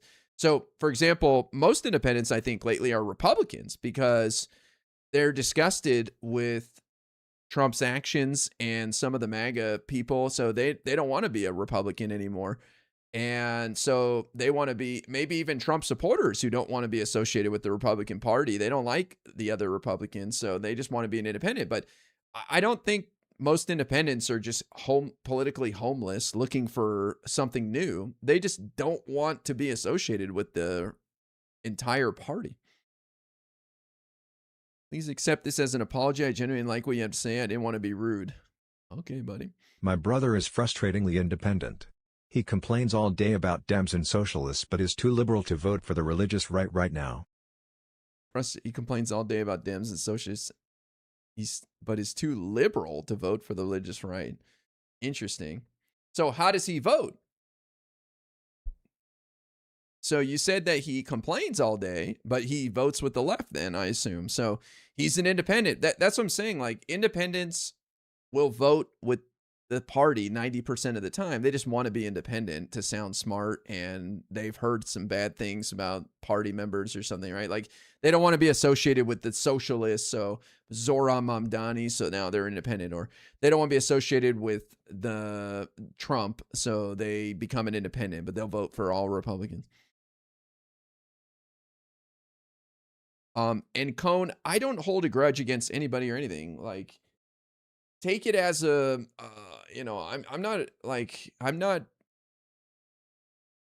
not asking anybody to be a certain way. I'm just saying, like, if you disagree with me, that's fine. Plenty of people sit here and disagree with me and have conversations with me, but sometimes people will just start arguing with me for no reason. It's like, dude, read the room, man. Like, I'm just some guy on the internet running my mouth about politics, and I happen over 8 years to attract a bunch of people who enjoy following this stuff on the level I do. May not agree with me on everything, but they know at least I'm good faith. And it's like, it's just annoying when someone's like arguing with me. Like, I'm not here to upset anybody. I'm just here to say what I want to say. People take it personally, and it's like, dude, take your mental health crisis somewhere else. I'm not, like, it's like main character syndrome. So just be normal, dude. Those are my rules in all the chats. Be normal. 99.9% of you guys have no problem with that, and it's a non-issue. Who says it's a rigged system? Bernie Sanders. He's an independent. Bernie's a socialist now, and I respect Bernie. I respect where he's coming from. Okay, see, this is the flaw in his argument instantly. So who's an independent right now? Bernie Sanders. Yeah, but Bernie's a socialist. Yeah, exactly. Like every independent, they are hyper supportive of whatever ideology they believe in, and they're not moving around. And Bernie's always been who he is, but he's had to use the Democratic Party to get on the ticket. Yes. He took that path. We're saying, be an independent, be a pure independent, run as an independent, come to Washington, do not caucus with either side, be an independent. I'll guarantee you, maybe you're going to make a difference of how they make their decisions, because they're going to need you. They need you to get elected. They're going to need you also to make law. Heather. I don't buy it. I just, the closest we're coming to that is Dan Osborne in Nebraska. If he can win, he's an independent. The Democrat got out of the way so that it's a choice between the independent and a Republican. He got within about 6.7% of his opponent in 2024, in the year Trump did well in a Republican state, Nebraska. So he's got a good chance, but I think he'll go with the Democrats almost 100% of the time. So again, another example of being an independent is just some label to win people over, but your actions speak for you. Is there anyone in Congress right now who you think is truly an independent? Because there are only 3 with an I next to their name. No, and as Dad pointed out, they're caucusing with one side or the other. Mm-hmm. So, I think we have seen, and I just in stories today, that the parties have literally sucked out any independent thinking, any political courage. And so, unfortunately, we believe that perhaps all of that gives an opportunity to say, can we get someone elected outside the two-party system and go to Congress and stay independent? That really to have that independent thinking and bring some negotiation conversation to the bills that unfortunately it's a party line vote. It doesn't matter what could be negotiated to get anything done. It's a stalemate and everyone picking a side. So for you to back a certain candidate, you are not requiring any kind of policy platform. You would support anyone. Right. Well, if they show independence? We actually put a Declaration of Independence together. Look, if you hate cops just because they're cops, the next time you get in trouble, call a crackhead. John Kennedy said, call a crackhead. Hunter Biden picked up and still sounded more coherent than that Louisiana corn pone fraud. What a crazy video. Nevis, thank you for the 1312 on Twitch. Hell yeah, Senator Kennedy. He was on Meet the Press today. We'll probably check that out later. Oh, a crackhead. For 3 things, that you're for opening competition, opening primaries, things that would restore competition to the system, not the gerrymandering of districts and so forth, to be for solutions, that you want to work with anyone. You want to take good ideas from both sides of the aisle and make something happen and get done. And the last one is accountability, that you'll explain your vote. Just simply explain your vote when you take it and why you took it. And we think that's pretty low table stakes. Well, I'm going to say. Nope, that was RFK Jr. RFK was on CNN State of the Union. I believe Senator Kennedy was on Meet the Press. One thing, there's only one pure independent that basically ran as an independent, governed as an independent as governor, and that's Angus King. Yeah. But there's no support. When Angus comes there, he has to pick, he picked the Democrat side because there was more things that he believed in that would be good for Maine. So we worked together. But Angus, if he had a little bit more support, I'm telling you, he's as independent as it becomes. You can work with him on any issue. We just found that there's no structured support for somebody just remaining independent. Can you imagine if they don't caucus with either one? What's going to happen? They wouldn't get any committee positions. Is the committee doing anything anyway? No. It's the thing anyway. All right, bro. I don't think there's a demand for this. I don't think people look at the two parties and go, they both suck. We need independent people.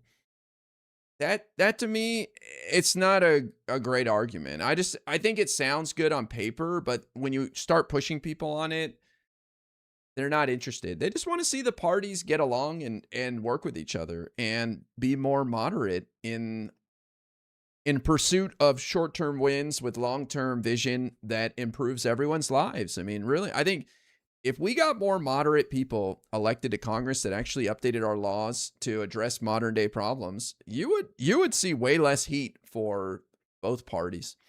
It's very sad, actually. I believe most of our problems stem from outdated laws that are not addressing modern day problems. Like our immigration laws are from the 90s. That's the last time we had comprehensive immigration reform.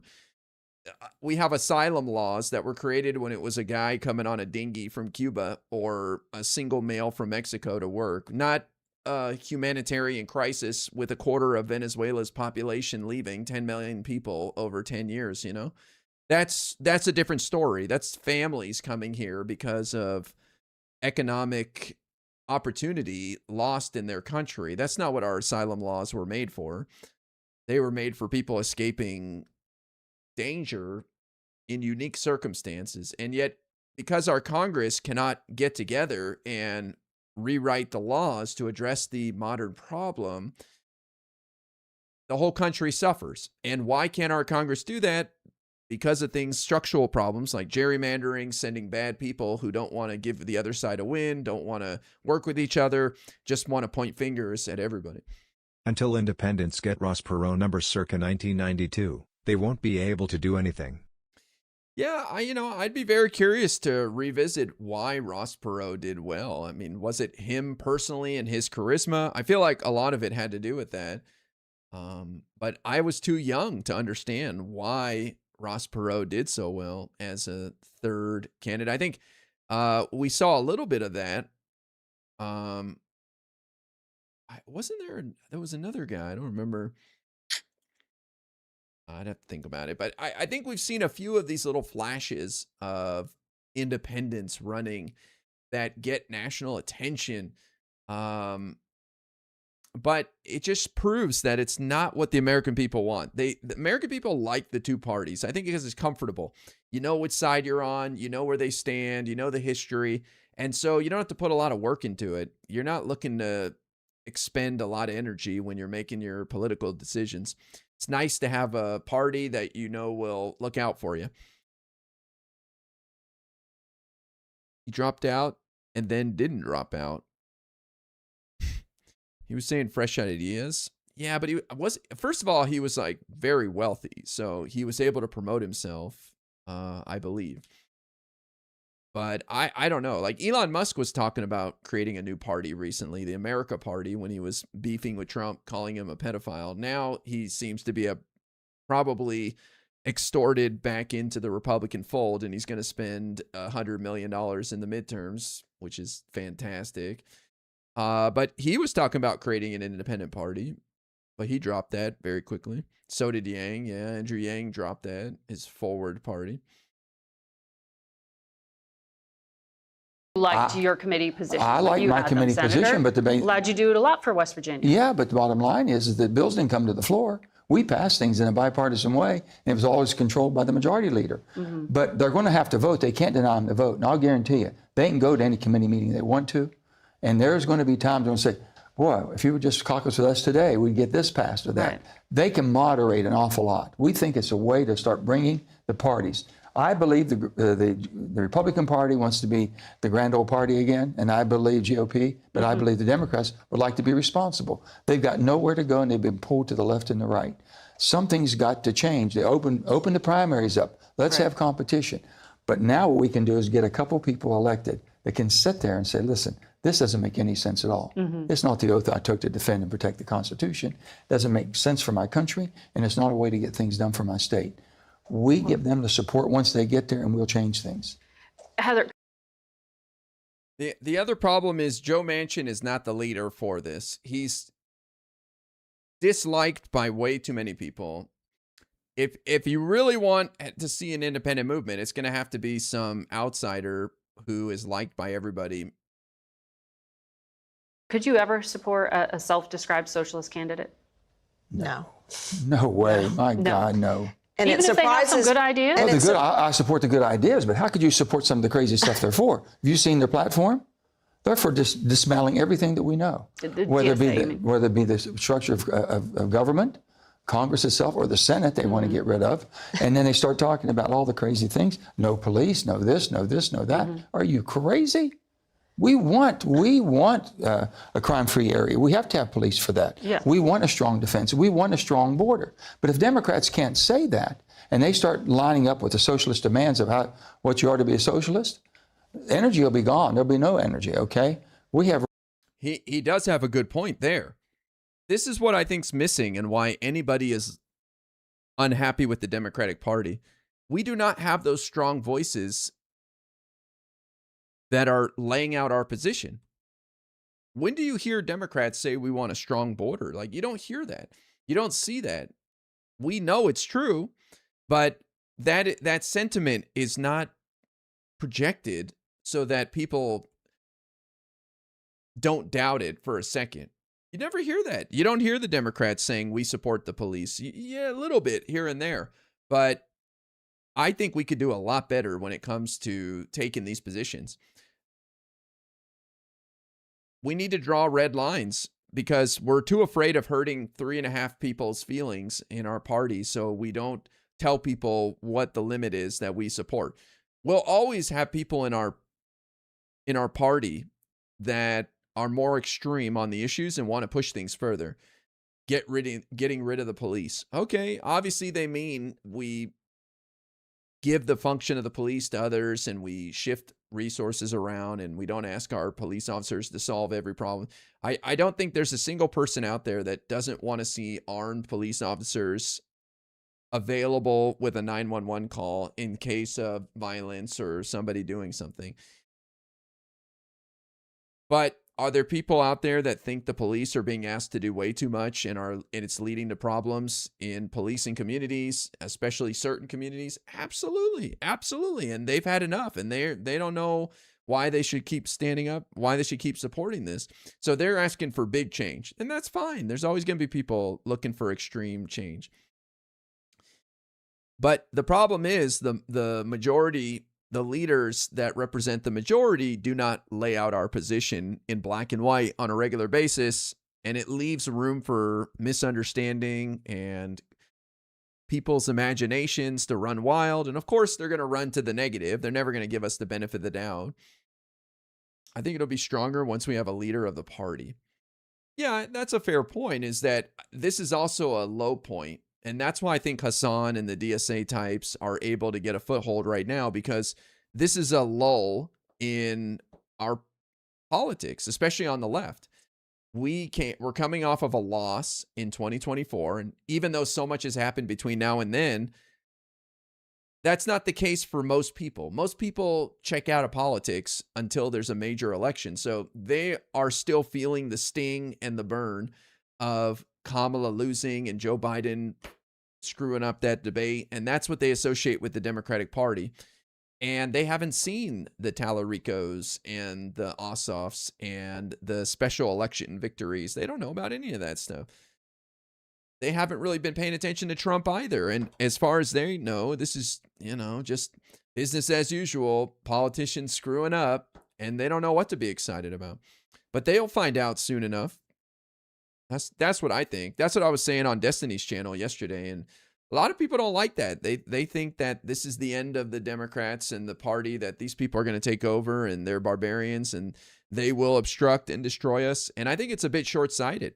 It's possible, but I think it's short-sighted. I think these people, their voices are going to be minimal when the Democrats take over the House. If we don't take over the House, though, then their voices will grow, because there'll be a lot of angry people saying, how did you lose these midterms that we should have won? But I believe all signs are pointing to the Democrats doing well in the midterms. And then once you're in power and Democrats start investigations and exercise that power, I think people are going to feel a lot better about the Democratic Party. And those voices demanding huge change, and especially the extremists, their voices will die down. People won't be paying as much attention to them. That's what I think. I could be wrong. Could go a different way. Oh, when did I get this? I just got this. Pedro, thanks for the $5 on Venmo, the rare Venmo donation. Sorry if you answered this already. If so, can you provide a timestamp? But is there a circumstance race where you find yourself voting for a Republican over a DSA Democrat? No. Not at all. I would not vote for a Republican over a DSA Democrat. Right now, a tremendous amount of energy we're producing, and the world depends more on us than ever before. But we can do more. I'm sorry, doesn't it surprise you that even leadership in the Democrat Party can't just say no? They can't say no? That they're seeing an appeal, apparently. But it shows appeal you to the that, far left. But control has now completely outweighed character. If you're more interested in control, and that's all that it matters, your vote count, versus the character of the person and what the platform they're running on, I think we're living with the consequences of that. Margaret, the Democrat Party has lost more registration, more people identifying as Democrats than ever before. So if that was going to be the case, what would be the hope? Right now you have high polls, right? Yeah. Again, I do agree there's people leaving, and registered independents are growing dramatically, but I don't think their votes are changing. They just don't want to be associated with the party. Democrats should be 20, 30 points ahead if that's where the country's going. They're not. They're still behind. The bottom line is we're not getting anything accomplished because the two-party system has drowned out everything. They have just choked it out. Well, that I disagree with. See, that to me, that's the flaw in his argument. So Does anyone out there think that the reason why we're not getting anything done in this country is because of the two-party system? I don't. I think that's a very normie, low effort excuse. Look at parliamentary systems in like Canada where they have multiple parties, right? They don't have an executive branch, right? So DSA is like, get rid of the Senate. Well, people are like, what the hell? Get rid of the Senate? That's crazy. A lot of countries don't have that. So I don't know. I don't necessarily think a bunch of parties would make a difference here because parliamentary systems have problems too. Israel has a parliamentary system. Doesn't look like things are going well there in their politics. When you were talking about why you did not run in 2024 for president, you said you didn't want to be a spoiler. I couldn't get on all 50 ballots. You put me on 50 ballots and I have a platform, I can speak. But if I have no chance of winning because I'm only on 16 ballots or 20 ballots statewide, national-wide. So it was really ballot access ballot versus access. polling. Oh, this is such cope. Maybe you some of you guys might disagree. I think this is such cope. This is the Cenk Uygur argument that if only I could get on MS Now and spread the word about Medicare for all, then progressives would win across the board. But that goddamn corporate media won't let me on TV so I can show the world how charismatic I am and win people over, right? Like, it's like nothing is his fault. It's always someone else stopping him from reaching the people and his fans. Same thing here. Like, dude, ballot access is not stopping independents from winning in this country, bro. Yes, the structural things he talks about are holding back more people. Like, you do need to get signatures to get on the ballot, and the party apparatus can help you with that tremendously. But that's because we want serious people, not because we want to keep it a two-party system.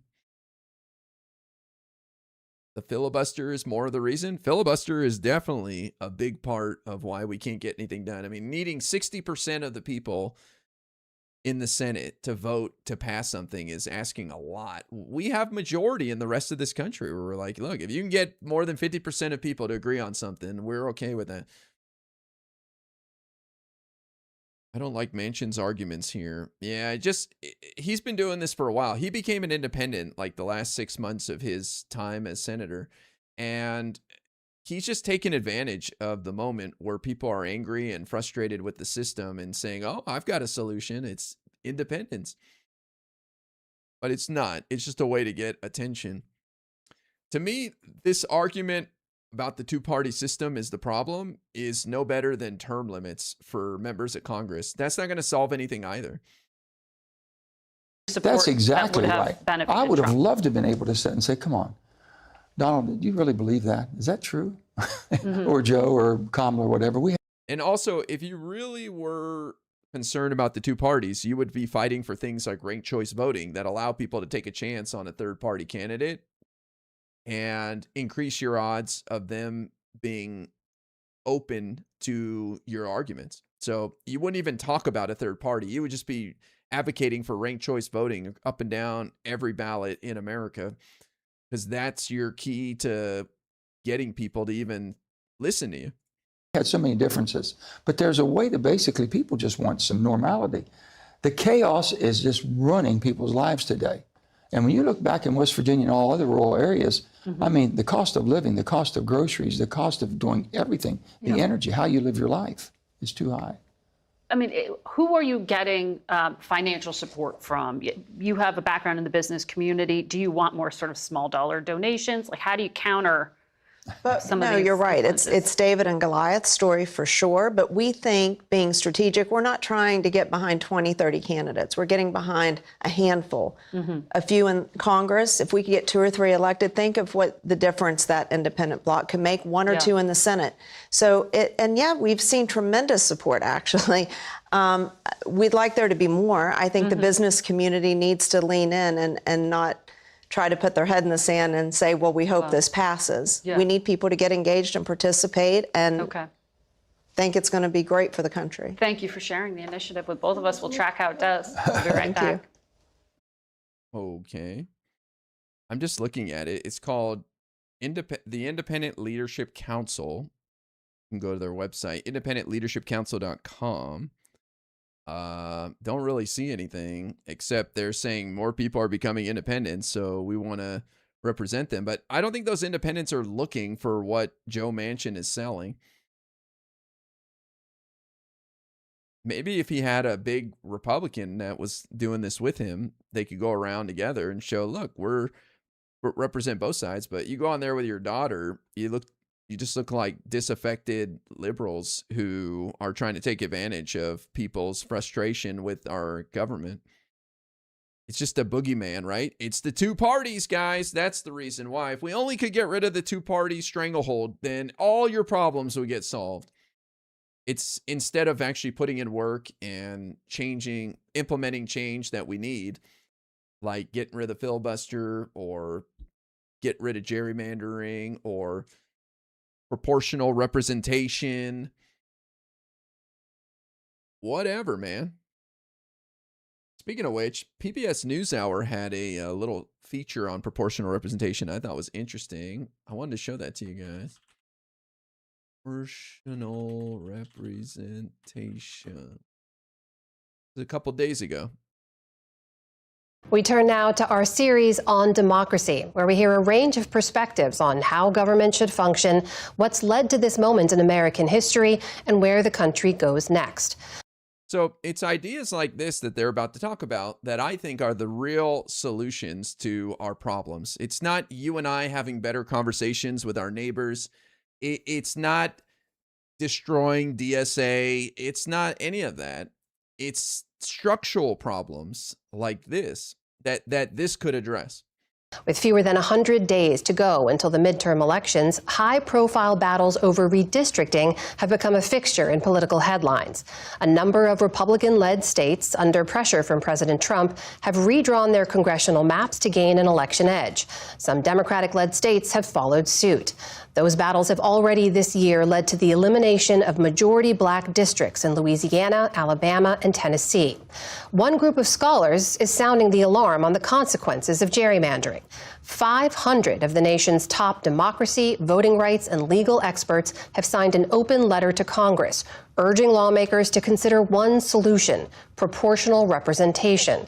These scholars argue that single-member districts are, quote, failing to deliver fair and representative outcomes and are the result of outdated electoral rules that worsen gerrymandering. Single-member districts. Very interesting. Imagine multiple representatives from the same district. A lot of great ideas out there. A proportional system, they say, is a practical remedy. Here with us to unpack this is one of the signatories. That's Pamela Karlan, a law professor from Stanford University. Pam, welcome to the show. Thanks for joining us. Thanks for having me. So let's just start with why you decided to sign on to this letter and why now? Well, our system of electing people to Congress is broken. Over the last several years, what we've seen is the Supreme Court has given a total green light to gerrymandering, partisan gerrymandering, and it's gutted the Voting Rights Act. And the upshot of this is that instead of voters being able to elect the candidates of their choice, politicians are picking the voters of their choice. And that's not healthy for a democracy. There was a similar letter. This is why I believe we need to keep poisoning the well with gerrymandering. We should keep pushing it further and further, because the only way we're going to get movement nationwide on eliminating gerrymandering is if we piss off as many people as possible. So backing off that seems like the wrong move. I love where we're at right now with gerrymandering. We're finally moving the needle in the worst direction, and that's the only way to get something done in this political environment, is to piss off enough people that you hit critical mass and that some change must happen. That went out 4 years ago that had some 200 backers for it. The fact that you're now up to 500 people arguing for this system, does that tell us something about consensus around this or this particular moment? Well, I think it does. I mean, one of the things that we've seen over the last year and a half is that states used to just redraw their congressional districts after the census came out, and now they're redrawing them again and again in an effort to squeeze out the last bit of partisan advantage. And as I said, nobody can look at that and think that that's a good system. So you argue in the letter that gerrymandering's gone too far, and that, in your words, the way to end redistricting wars is to make redistricting matter far less. So just explain for us how proportional representation would do that. Well, instead of electing members of Congress from single-member districts, so we have 435 districts now, instead, what states that elect multiple members would do is they would create districts that elect more than one member, and in which who gets elected depends on the proportion of votes that each party gets. So, for example, in a state like Louisiana, which has 6 congressional seats, you might have 2 districts, each of which elect 3 people. And what that would do is it would enable numerical minorities to elect some candidates of their choice. So it wouldn't be as winner take all as the system now is. Pam, even as this system could seek to solve. So there you go, a practical solution right there. Be tough to argue against that if you had enough people pissed off and said, okay, we've got a solution here.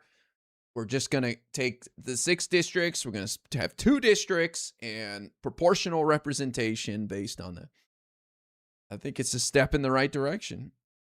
Doesn't mean it's the only solution, but it just shows you that what a difference that would make. And I tell you, if you send more moderate people to Congress, I'm not saying people that aren't interested in Medicare for all or bold policy, but just more moderate in the sense that they are willing to win over people from all stripes to get into that position, showing that they have a disposition to work with others and not just get the job, right? Like results matter too. Then boy, we can come up with compromise to solve all these problems. These are not difficult problems that we're dealing with here.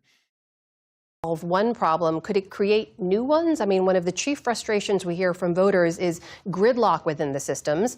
Could a proportional system mean more parties or third independent parties are now empowered? They have to work towards coalitions. Does it potentially create more gridlock? I don't think it's likely in the American system because we're not a parliamentary system. We are a presidential system. And even if we were electing people from multiple districts, most of those districts would have 3 or 4 representatives. And that would mean that people would still have an incentive to vote for one of the major parties as long as they're actually satisfied with what the major parties are doing. Just for some context here, we know the U.S. is somewhat unique in that the majority of nations around the world that have elected representation use proportional representation or mixed systems in some way to elect their legislators, or a little over 60% of those countries.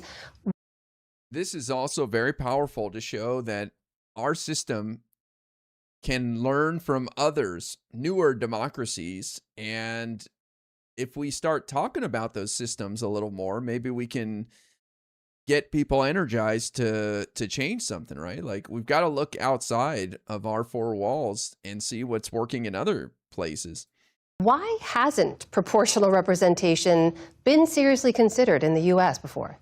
Well, one thing is that our system for electing members of Congress has been fixed since 1842. And there's actually a really interesting speech that one of the senators gave in 1867. And he said, if we had known about proportional representation at the time, we might have gone for proportional representation rather than districting.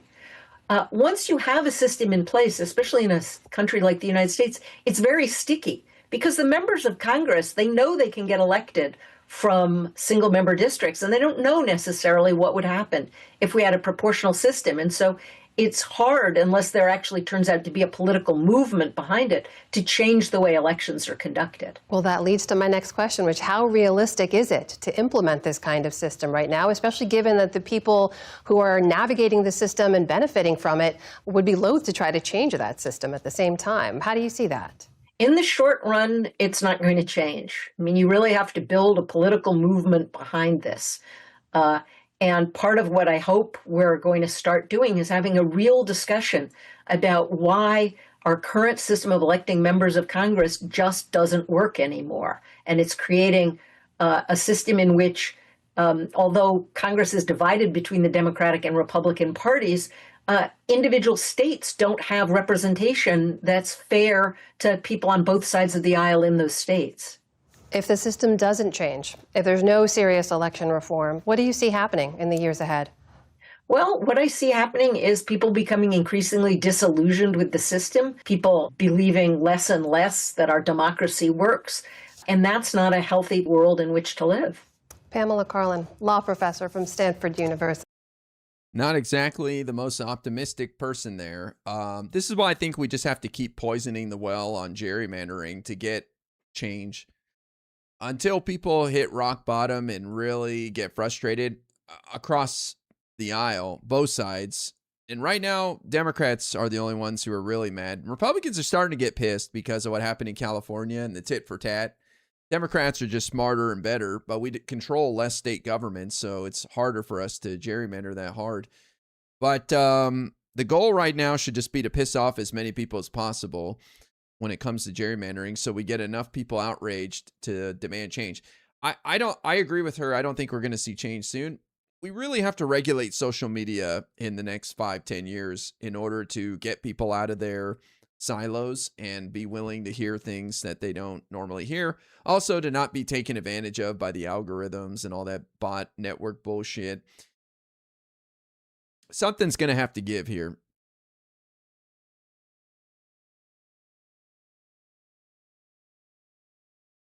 All right.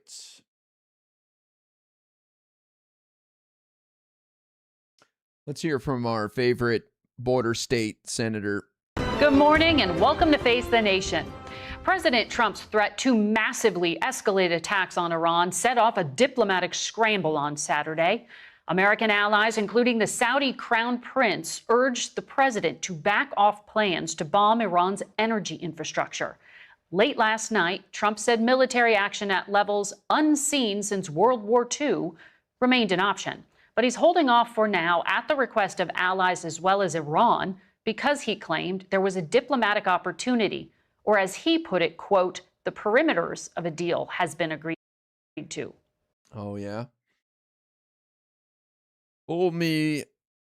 This guy has lied so many times about diplomatic efforts taking place. Nobody believes him at all. Plus, there's no evidence that there's any talks really taking place. This morning, diplomatic sources tell me that there is no deal yet, but rather signs of progress towards an arrangement with Iran to reopen the strait. Let me guess. Iran fully will control it and can charge anything they want.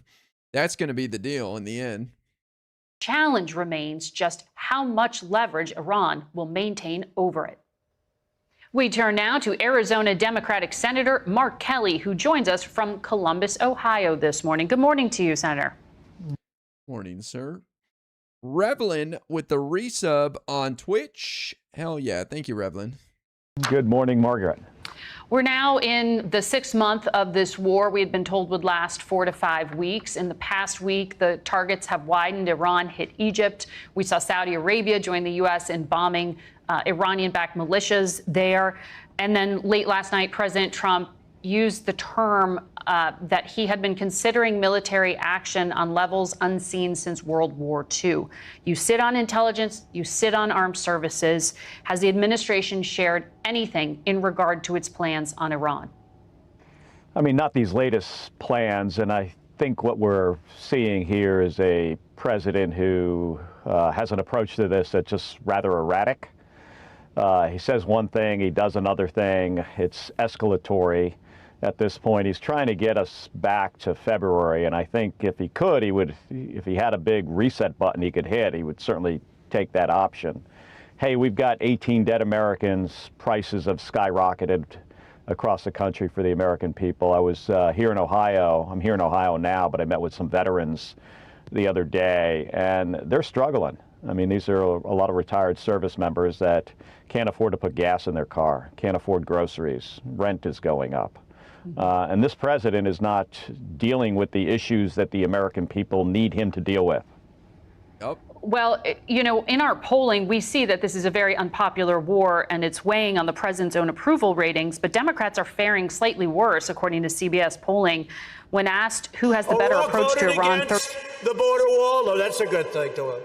He voted against Kate's law and he voted for Obama. Lunar Max Singh, Mark Kelly. Mr. Wrinkle with the 1,000 points for Mark Kelly. Thank you for the super chat. There he is, 4th place. Hunter Biden got that 13-12 from Nevis. I didn't even notice that. Wow. The board got reset, guys. This is the latest. This is the August poll now. Peter won July. He was robbed of Pride Month, but he got July. Now it's any man or woman's race.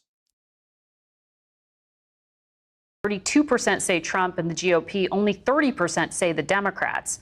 So we are in this thing. Do Democrats? This is just wild to me. Who has a better approach to Iran? Trump has the better approach, really? After 6 months of spinning his wheels and gas prices skyrocketing and no end in sight, you don't think anyone else has a better idea? The problem is people don't know what the Democrats' approach would be. So I'm guessing that's why they're picking them less in this poll. Democrats need to offer an affirmative vision for ending it. Yeah, this is the question. Do Democrats need to offer an affirmative answer for ending this? Like, do we need to propose something? Like, do we really have to clean up Trump's mess? I guess we're kind of there now. Like, think about that. The American people are mad that the Democrats haven't come up with a solution to Trump's mess with Iran, where they have no control. The military is under the control of the executive branch. We have no opportunity to do anything. And they're mad at us? Okay. Well, I don't think it's the president's vision. Here's a guy who got us into this without a strategic goal, without a plan, without a timeline. He's got a Secretary of Defense that doesn't know how to manage this war, who decided a good metric at the beginning was just to drop as many munitions as he could on as many targets. And now we've got a munitions shortage, big surprise.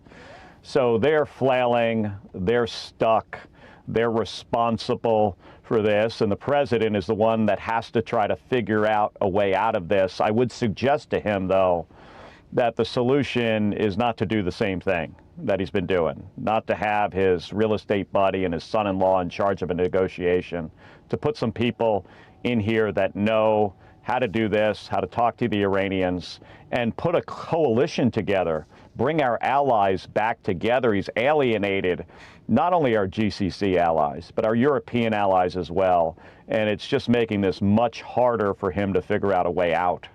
The Washington Post is reporting that the top U.S. general in Europe, General Grinkowicz, warned the Pentagon that he lacks resources to protect Israel from incoming ballistic missiles. And if he's without another Navy destroyer, he will be forced to choose between defense of the homeland versus that of Israel. I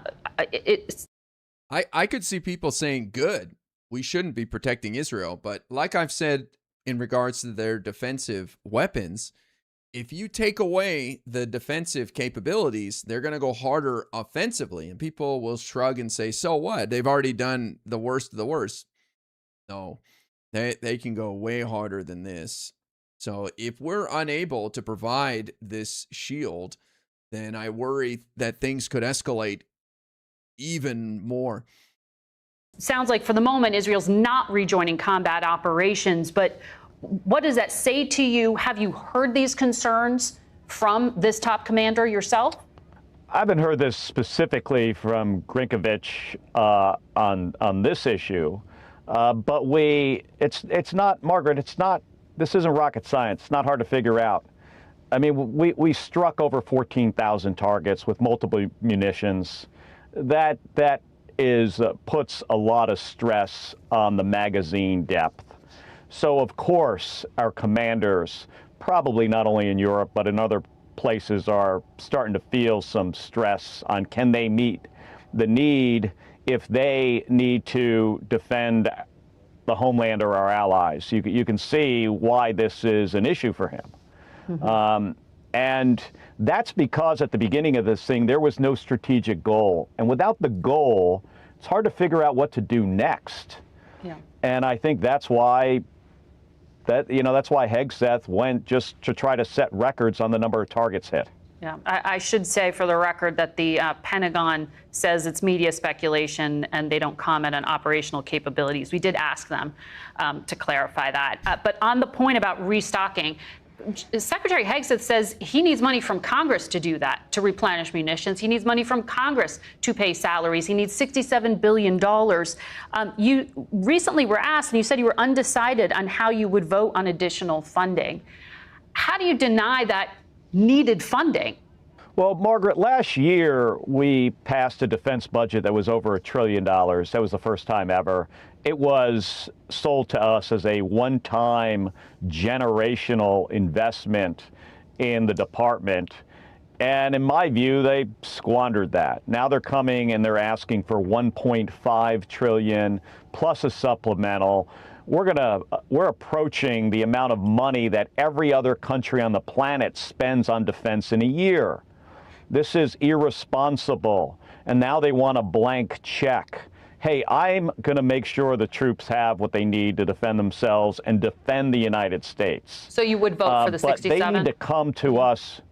No, not necessarily. They need to come to us with a reasonable approach here. The $1.5 trillion. You know, that has systems that I am very confident aren't going to work. They're still working on space-based interceptors for ICBMs. The physics on this is really very, very challenging. It's not going to make us safer. There are other systems that we don't need. They need to understand that we do not have unlimited resources in this country. We've got $39.5 trillion in debt. And the defense budget that they're requesting is twice what it was when I got to the United States Senate in 2021. It's twice that budget. Well, you mentioned that you're in Ohio right now and you are campaigning for fellow Democrats there. We're about 90 days out from the midterms. We looked at some recent Quinnipiac polling. It showed Democrats have a 23% approval rating, worse than President Trump's approval. You've got a lot of headwinds. Republicans have an advantage in terms of. Again, whenever I hear the Democratic Party has low approval ratings, I say, what's the Republican Party's approval ratings? They're just as low. People hate both parties equally. It doesn't mean anything to me. And look how they've been voting in the special elections for the last year and a half. Democrats have been getting tons of votes. Over Democrats in terms of funding. There's redistricting that I know Democrats say disadvantages them, though they've also gerrymandered. We see inter-party fighting in Minnesota and in Michigan with no real promise to unify Democrats over a common candidate here.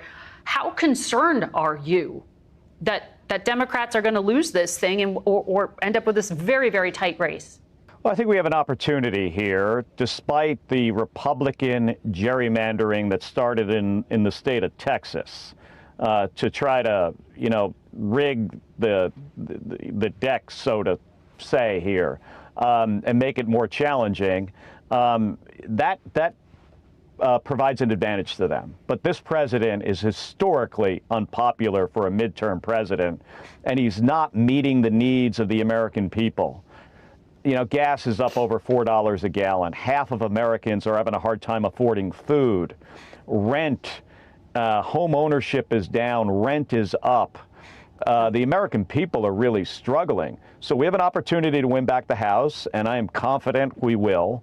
On the Senate side, it's challenging. I'm not gonna paint this as a rosy picture, but we've got 90 days to go. We have opportunities in a lot of different places, more than we thought we had 6 months ago. And a year and a half ago, I would say we had no opportunity to win back the Senate. But because of the horrible job that Donald Trump has done for the American people, I think we have a chance we could win back control of the Senate. And that's why I'm here supporting Sherrod Brown. He wasn't successful in 2024. He could definitely win here in 2026, but it's going to take some effort. Let me ask you about what may happen tomorrow. Bill Pulte, who is the acting director of national intelligence, has said that he is going to hand over the top job to the man who was just confirmed by the Senate, Jay Clayton. Democratic objection had been one of the holdups as well in getting that FISA authority passed. I'm wondering, once you see this change of command, Are those Democratic objections going to melt away? I can't speak for everybody, but for me, they will. Bill Pulte was not qualified. Big 31. Happy Sunday, folks. Thank you, Hybrid Heathen, for the resub on Twitch. Appreciate that.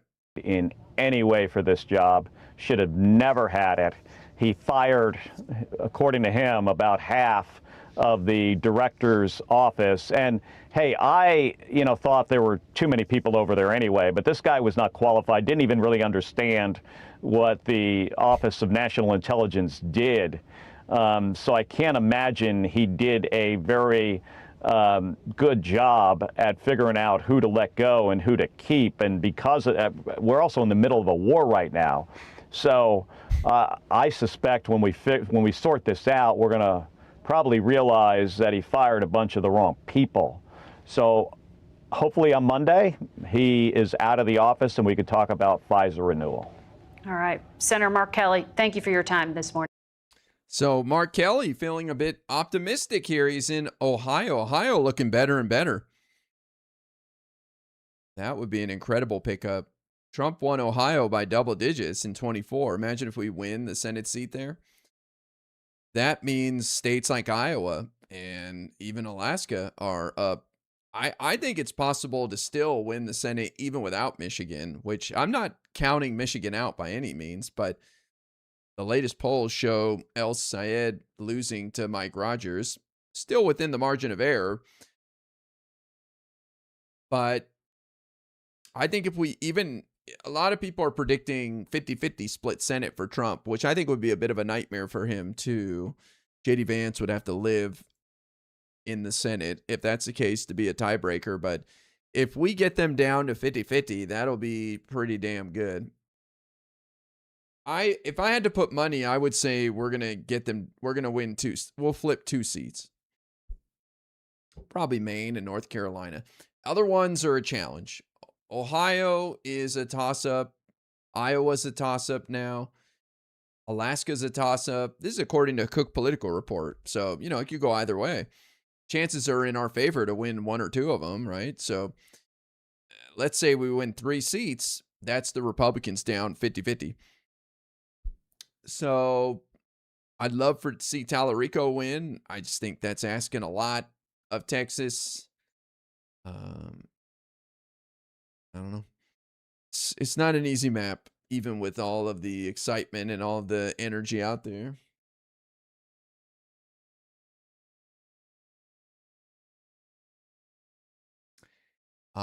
James Carville was on Fox News saying if Hassan Piker becomes the face of the Democratic Party, he's out.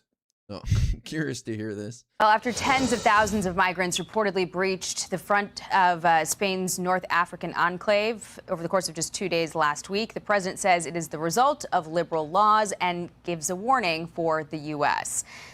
Well, I was told by Cenk Uygur and Hassan it was Israel's fault somehow. I don't even know how they explain that. They claim that it's Israel and the America's fault that this happened. I haven't even looked into that to see the explanation. I don't know how Israel is at fault for this. Let's bring in Democratic strategist James Carville. President Trump, obviously, James, has sounded off on this. I talked to We got the sunglasses on for the Fox News appearance. Wow. him on Friday when we were looking at those images, and he said, it's terrible. Remember that picture. That's going to be us in 3 years if the wrong side gets in. He was referring. Because BB's son made a joke about this back in 2019. That's what they're pointing to. That can't be it. That can't be the only thing. No way. To Democrats winning elections, and he said, if the Democrats win, you won't live a very good life. Obviously, this surge was so huge, James, that Spain had to put up a floating border wall to try to stem the tide, so to speak, and Italy cut off or temporarily suspended their border agreement because it was such a big problem. Do you think the president is right with this warning as the Democratic Socialists are trying to, campaign on doing the same thing, abolishing borders and granting mass amnesty? So look, Spain is a successful country. They just won the World Cup. doing a lot of things. They're totally capable of handling their own problem. Trump is 32% in America, so now he's going to Spain. If I was under a third in my own country, I'd go to Spain too. And who knows where he's going after that? That's a Spanish problem. That's not a. We got enough problems right here on our own terra firma in these United States. But I don't blame him. I'd go to Spain too. No one likes him here. I mean, I hear your defense there, but it is reminiscent of all of those images we saw under the Biden administration of, similar throngs of migrants flooding the border. Well, there were somehow this is the Democrats' fault. Yeah, I did read like 85% of these people went back because there was nothing for them. Flooding our border. They were not flooding the Spanish border. It's a difference between the border of the United States and the Spanish border. By the way, there's a whole ocean that separates us. But again, when you're down to where you are, now you're going to throw Spain in the mix. I mean, stop and think about it. I mean, these people don't look like they came for the long run, These people in like flip-flops and no shirt. Like, is that how you roll up to your new life? I mean, it feels like most of these people were caught up in something. I haven't even read about this to understand what happened or why, but I saw interviews with a few people saying they were looking for a better life, but it just seems like based on these videos, a bunch of young people getting caught up in something. For a second. And the truth about it is immigration under the last year of the Biden administration was pretty tame. They did make some mistakes early, and we all saw those visuals, and those were visuals coming to our border, and people reacted negatively, understandably. But the Spanish are able to take care of their own issues. I'm very confident of that. Okay, well, it is getting a lot of reaction online, especially as these Democratic socialists are campaigning in America for elected office in America to grant amnesty and abolish borders. But so that's what Fox is doing. They're pointing to that and saying this is what the Democratic socialists want. See what happened? That's what they're advocating for. That's part of their policy platform. Not it. The conversation around Democrats lately has been so dominated by the DSA at a time when the DNC is on the ropes. Ken Martin's in some hot water. You had the debt, the donor alienation, the email scam, the autopsy report being botched, the whistleblower complaints. So you had a staffer at the DNC take to X this week to try to give people a pep talk. Look at this. Wow. There have been a lot of different headlines about the organization, and it's been extremely tough to see your place of employment, the place that you work your ass off for. This has to be satire. There's no way this is real. End up in the headlines with a lot of bad press. The story that isn't being told in the headlines is that the people that I work with at the DNC are incredible. They're some of the most talented, hardworking people that I've ever worked with. Well, that was widely panned. No, that can't be real. Scott Brown, DC. I've never heard of this individual. I gotta see. Scott Brown, DC. Deputy Director, DNC Studios at the Democrats.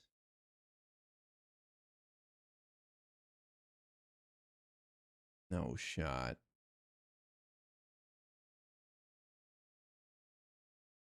Is Scott Brown, DNC.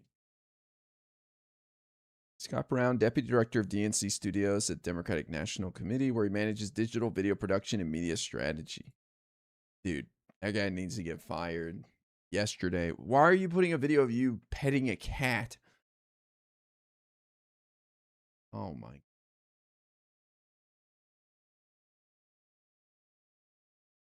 Working people that I've ever worked with.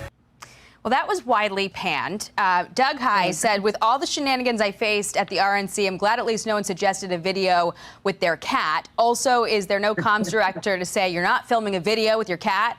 Jonah Goldberg said that is not the visual I would choose to win back the working class vote, but I'm not a fancy expert on such things. What the fuck, man? Why? Who are these people? So, this is a classic case of why all of us need to get involved, because people like this are the ones submitting their resume and doing the job. And this guy thought it'd be brilliant to have him sitting there with his cat. Wow. James, is this, in your mind, reflective of a bigger problem when the messaging reflex is not accountability, but a pep talk with an emotional support cat in your lap? I don't really. I mean, it's the DNC. Who cares? I've been in Democratic politics since 1980, and I have not spent 10 seconds of my time obsessing or worried about it. Actually, we were pretty good in 92 when Ron Brown and Paul Tully were there. But this is a minor distraction, and either get yourself out. The thing I'm really looking forward to is the Republican mini convention in Dallas on the 9th and 10th. I'm going, and we're bringing a lot of cameras. And we're going to take roll, and we're going to see who shows up. We're going to take roll with Susan Collins. Are you going to show up? Is the North Carolina Senate candidate going to show up? That's a real event. That's not a fake event. That's an event that we can all go to. The DNC will have to unconstipate itself. I can't help it. Okay. Well, despite the concern that this sort of shift in the left with the DSA is going to alienate some of the Democrats' most reliable voting blocs, like black voters, there's a new poll from CNN showing a third of Democrats now identify as Democratic Socialists. A WAPO poll also says 3 in 4 Democrats say they'd be open to supporting a Democratic Socialist for president. Less than half of them, though, say that they would vote for such a candidate. In New York, though, they're getting a taste of what that looks like with Mamdani, his new pied-à-terre tax. He was very proud of it, to the point where O'Rourke voted against the border wall. Oh, that's a good thing to him. He voted against Kate's law, and he voted for Obama. Carville is the man. Mark Kelly. Mr. Wrinkle with the $10 super chat for Mark. He's starting to move up. He's at 2K now. I don't mind Carville. I think he's been out of touch for a while. I didn't like him going after David Hogg, even though I disagree with David Hogg on some things. I'm glad to see they patched it up and all that, but we're going to have different voices in our party, and he seems to be on the fringe in another way. But let's see what he said here about people supporting the Democratic Socialists. I've said it a few times today, and I've said it in the past, but I don't think people understand what Democratic Socialism is. And they just see Mamdani and Bernie and go, whatever those guys support, I support. And those guys aren't pushing for socialism. They may say it, but that's not their actions. Like, Mamdani hasn't done anything except freeze the rent, which he has complete control of the board, and that's fine. But I don't think socialism is freezing the rent. So or democratic socialism is freezing the rent. I don't think democratic socialism is building a couple of grocery stores that are 30% cheaper than other stores. I don't think socialism is making some bus routes free. But these people say, well, that's what I understand it to be because of Mamdani saying that's what he supports. So why would I not support that? That guy, thanks for the raid. Appreciate that, man. where he bragged about this database he put together with the names and addresses of people who would be subject to this new tax on luxury second homes. And some of his supporters didn't like that very much. Listen to this. Hi, everyone. This is Pivot from New York Magazine and the Vox Media Podcast Network. I'm Kara Swisher. And I've been doxxed. You've been doxxed? What? Tell me. So I don't know if you've heard, but Mayor Mamdani has decided to release a list of the 950,000 residences with addresses and names that might be eligible for his pied-à-terre tax. I don't love this. I can't say I love this. It feels like a little bit like doxing. He's taken a legitimate source of tax revenue and he's turning it into a wanted poster. So where should Democrats draw? Why was that released publicly? I don't understand the strategy. I'd have to read about it. Obviously, I'm not going to take Scott Galloway's opinion, but I did read somewhere else that there was concern that this public list was made of people who have a second home in New York City with no, like, why does it make that public? What's the value in putting that out there? I don't understand. Yeah, what's the utility in publicizing it? I mean, that should be an internal document for the city to deal with, to go for the, to go after people. But like, why is that public? Draw the line on this stuff. Whatever Scott Galloway says, I believe it. I think that he's one of the smartest, most cogent, brilliant analysts there is. And I'm not sure what to understand what Madame is doing, but to talk about the larger Democratic Party post the election in Michigan going forward, I am not going to be in the same party with Hassan Piker. I can tell you that right now. If he becomes a force in the Democratic Party, I'm out of here. I have no intention of ever being in the same political party with that guy. Now,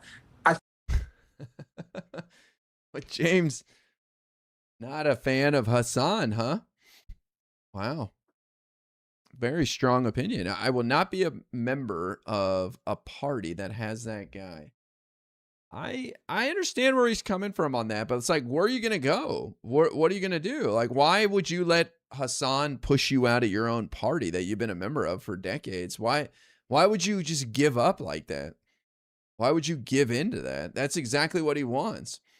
Why wouldn't it make you want to fight harder and push the party in the direction you want to see it go? That's kind of pathetic to me.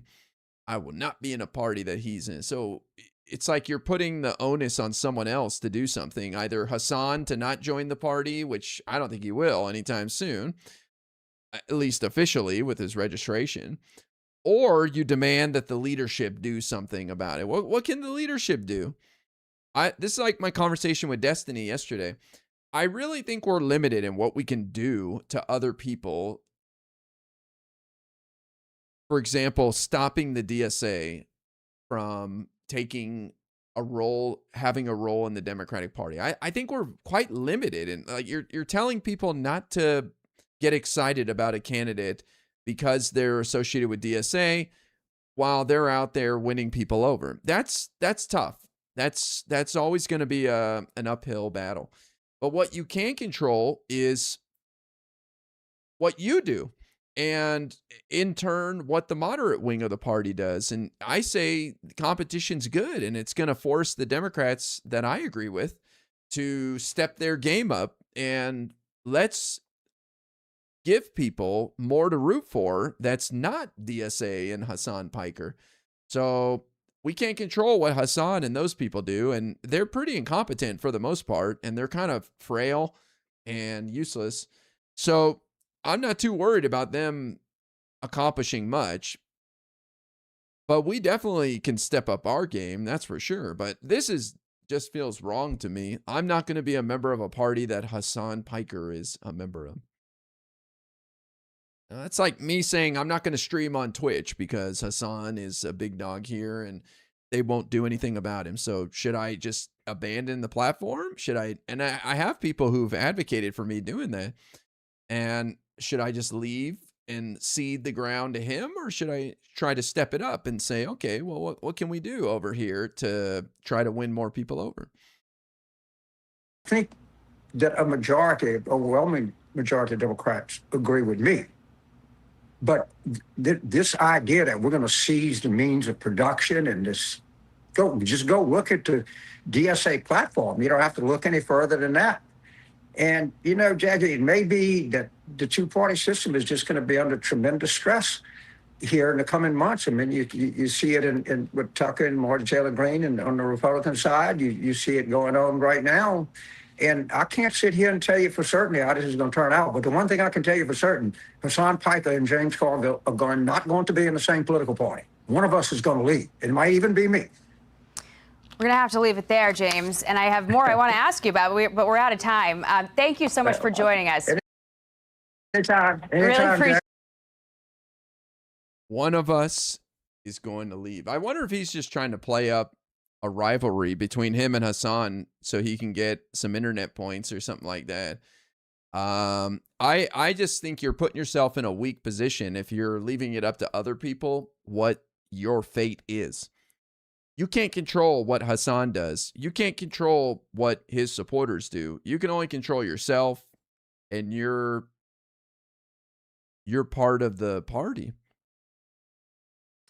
Seems kind of weak to me.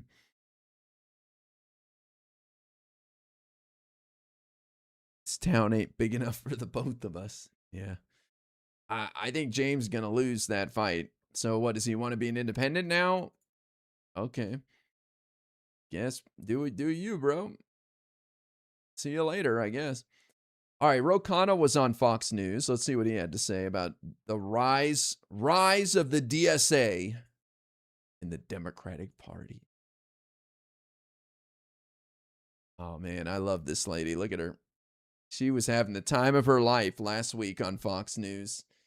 Do you support this terrible thing? Yes. Do you support this bad position? Absolutely.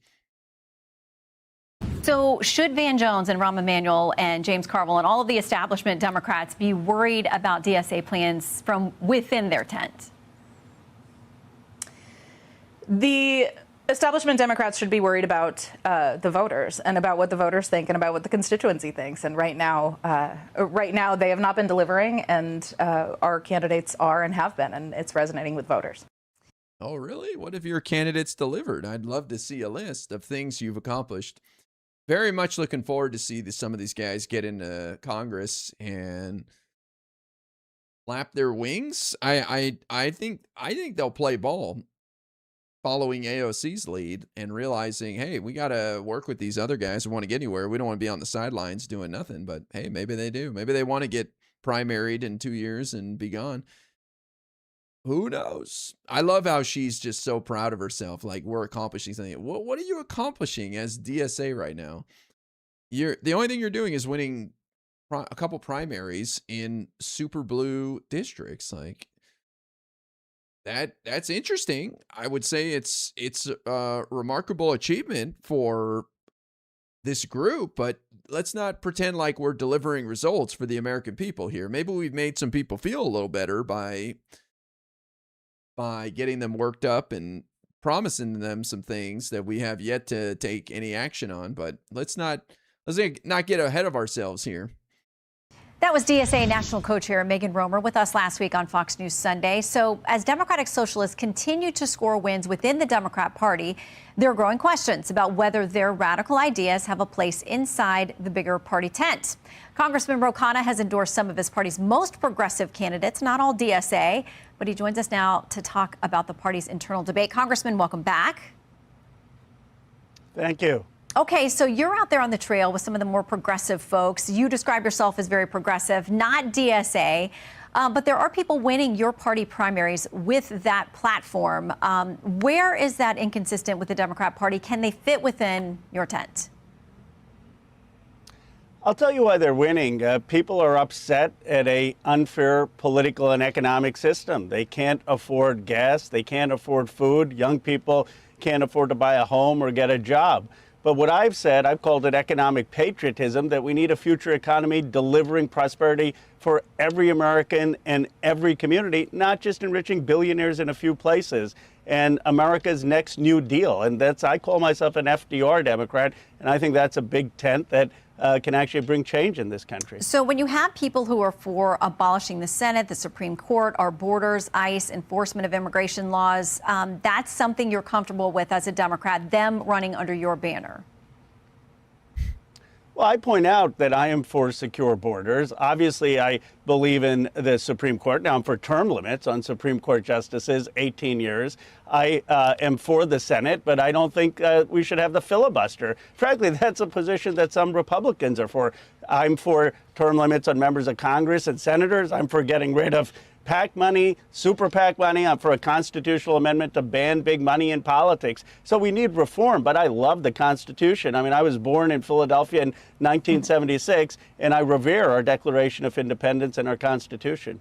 So when they talk about no borders and no jails, that's not something that aligns with where you're at or the party more broadly? Absolutely not. Of course we need borders. A nation needs borders. A nation needs secure borders.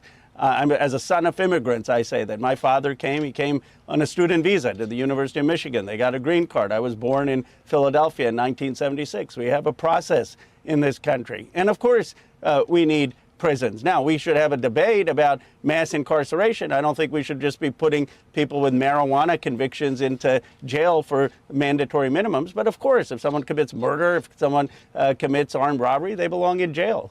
Okay, let's turn to Michigan. That's the big. So I think these answers are fine, but there's got to be a better answer to, well, why do you accept these people in your coalition? I don't know exactly what the answer is, but it's probably something along the lines of, we have people in our party that are fighting for very long-term, idealistic conditions where they want to see the world head, like world peace. It would be like allowing somebody in the party who wants world peace. Is it possible right now? No. Is it something that we can do something about? No. Can incremental progress be made towards that? Sure. And I think they're just trying to remind people of what humanity's ultimate goal is. And boy, if we could eliminate all crime and not have prisons, that'd be amazing. And maybe we'll get there in a couple hundred years as we mix with the machines and we're able to snuff out any crime that comes to mind for people, and people are able to handle their problems in better ways. I don't know. I don't have the answers, but the point is that you're always going to have people with some extreme ideas when you have two major parties. I mean, we're not in the business of like telling someone they can't be here because they believe something a little weird. Based precogs. Yeah, nobody likes my Minority Report joke. I don't think people get it when I make it, like on Live and Learn. They just kind of stared at me when I made my Minority Report joke. Movie's kind of dated, to be honest, though. Mixed with the what? With the robots. The future of humanity is some sort of cyborg, right? I mean, do you guys disagree? You think we're going to stay pure? I don't think it's going to be Wall-E, where we're some morbidly obese person sitting in a floating chair piloting our lives through a computer.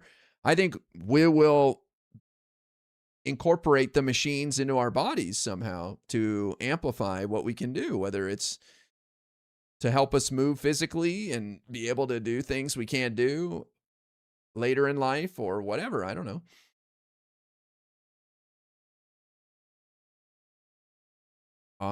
We will serve the AI tech overlords. I don't think we're headed for that, but I mean, it's possible Skynet takes over.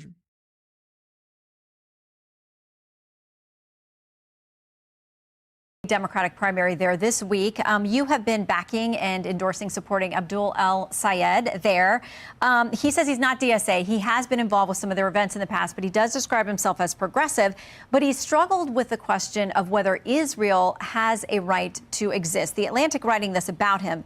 His combination of populism and anti-Zionism has introduced a strain of political rhetoric that heretofore has had little place within the Democratic Party. Informing your supporters that their problems are the result of a shadowy cabal of billionaire conspirators tends to unleash passions that can be difficult to control. Your party is grappling with accusations of anti-Semitism from statements from candidates. What is your message to American Jewish voters about what they can expect from your party? First, I'll tell you, while Abdul is winning, he's winning because he's for free health care for Americans and Medicare for all. He's winning because he doesn't believe in money in politics and these super PACs that are spending millions of dollars. And he's winning because he thinks that billionaires in places like my district should be paying fair tax, just like teachers and nurses pay. But I've always said that I believe in the right of Israel to exist as a Jewish democratic state. I have been unequivocal in condemning anti-Semitism. People disagree with me because I've also said I believe in a Palestinian state, and I believe that there's occupation in the West Bank and Gaza, and they disagree with that. But I believe there should be a Palestinian state with a secure Israel state and no place for any anti-Semitism. Okay, all right. I think it's like, I'm noticing Democrats not afraid lately to say that Israel as a Jewish state has a right to exist. I feel like those voices were screamed and shouted down before as people got caught up in this sort of, Israel is the worst country on earth and it needs to be completely changed and removed. I feel like people were a little intoxicated with this, like, Israel's out of here, man. And now you're starting to see some Democrats push back and say, oh, I don't want to be associated with this one state fantasy land solution. You shouldn't be afraid to say it. Yeah, but you just weren't hearing it until like recently. Like I wasn't hearing this sort of stuff until recently. It was more, I would say 4 months ago, Roe probably would have answered the question with something more like, well, people are upset at what Israel's doing right now, and they're questioning, should we support this rogue state that has that is committing war crimes and hurting so many people and dragging us into a war. And so I think people are questioning our relationship with it. He would have gone into some answer like that. Declaration of Independence and our Constitution. So when they talk about no borders and no jails, that's not something that aligns with where you're at or the party more broadly. Wait, what happened? Did it skip back? I think it did. My bad. Because he doesn't believe in money in politics and these super PACs that are spending millions of dollars. And he's winning because he thinks that billionaires in places like my district should be paying fair tax, just like teachers and nurses pay. But I've always said that I believe in the right of Israel to exist as a Jewish democratic state. I have been unequivocal in condemning anti-Semitism. People disagree with me because I've also said I believe in a Palestinian state, and I believe that there's occupation in the West Bank and Gaza, and they disagree with that. But I believe there should be a Palestinian state with a secure Israel state and no place for any anti-Semitism. So the Atlantic is... So I think that part at the end is why people are saying this now, because anti-Semitism is sky high right now. And people are acting like they don't know why. They're just like, well, that's just how it is. You know, it's like, okay, what are you, how can I say this? I think people are starting to realize that this like nonstop attack on Israel is leading to the anti-Semitism. Like, what else can be blamed for? They go, well, Israel should stop doing that. Okay, what can the Jews in America and around the world do about Israel, where they don't have a vote, they don't have a say, they don't live there? Why, what can they do about that, right? Like, nobody can do anything about that. So here in America, you have Jews under attack, anti-Semitism at an astronomical level, and people just kind of shrug like, well, that's the way it is. You know, Israel does dumb shit, that's going to happen. It's like, okay, that's not an acceptable answer. Something has to change. So I think the one thing that people can control is the way they talk about it. And people are realizing, holy shit, man, we've got to reel this in. We can't be like, Zionist this, Zionist that, Israel disgusting, destroying people, because that's having blowback on Jews. And you go, well, that's not why people are saying it. That's not what they're doing. But you have to look at the end result. The end result is anti-Semitism is sky high. You know? So what I think it's causing people to now push back the other way a bit. It's because leftists have stirred up this buzzword and most of them can't define it. Sure. You're asking the wrong kind of people to take accountability for their rhetoric. I agree, but I think people like Hassan and his ilk should be confronted about the sky-high anti-Semitism in America. And then when they say, well, that's Israel's fault, you go, well, what can Jews in America do about that? And then you say, well, demand Israel stop? Okay, that's not going to change anything. Don't you think your rhetoric, Hassan, and people like you have led to this sky-high anti-Semitism? You don't, like, people like him don't think they play any role, but I think they do. I'm not saying it's directly his fault, but they're adding fuel to the fire and they act like they're completely innocent. And, you know, it's like when Trump went out, well, I'd have to think about a better analogy, but I think people are starting to realize that the rhetoric is responsible for a lot of this, and they got to change their tune. They would say Israel itself is causing the rise. I get that, but we can't just wipe our hands and be like, well, that's for the Jews to deal with. Sucks for them. As long as Israel keeps doing bad things, Jewish people will suffer. That's not an acceptable answer. That's like, we don't punish children for the actions of their parents. So if some kid is starving and being beaten every night because their parents are shitheads, we're not like, well, those parents need to get their shit together, and those kids will just have to deal with it until then. It's like, what? Just make me sad how far down the depraved hole so many Americans are going. Yeah. But the moral purity to the point of being impossible to do is so silly. Yeah. It's like telling a Muslim person Islamophobia is valid because of 9/11. I do think there's some similarities there, right? Because some people did something, as Ilhan Omar said. Now it's justified for people to hate Muslims in America. And also referred to him as, under this headline, the anti-Democrat. They say you won't find a much harsher critic of the Democratic Party than the progressive trying to secure its nomination for Senate in Michigan, Abdul Al-Sayed. You won't find a much harsher critic of the Democratic Party than the progressive trying to secure its nomination for Senate. That's funny.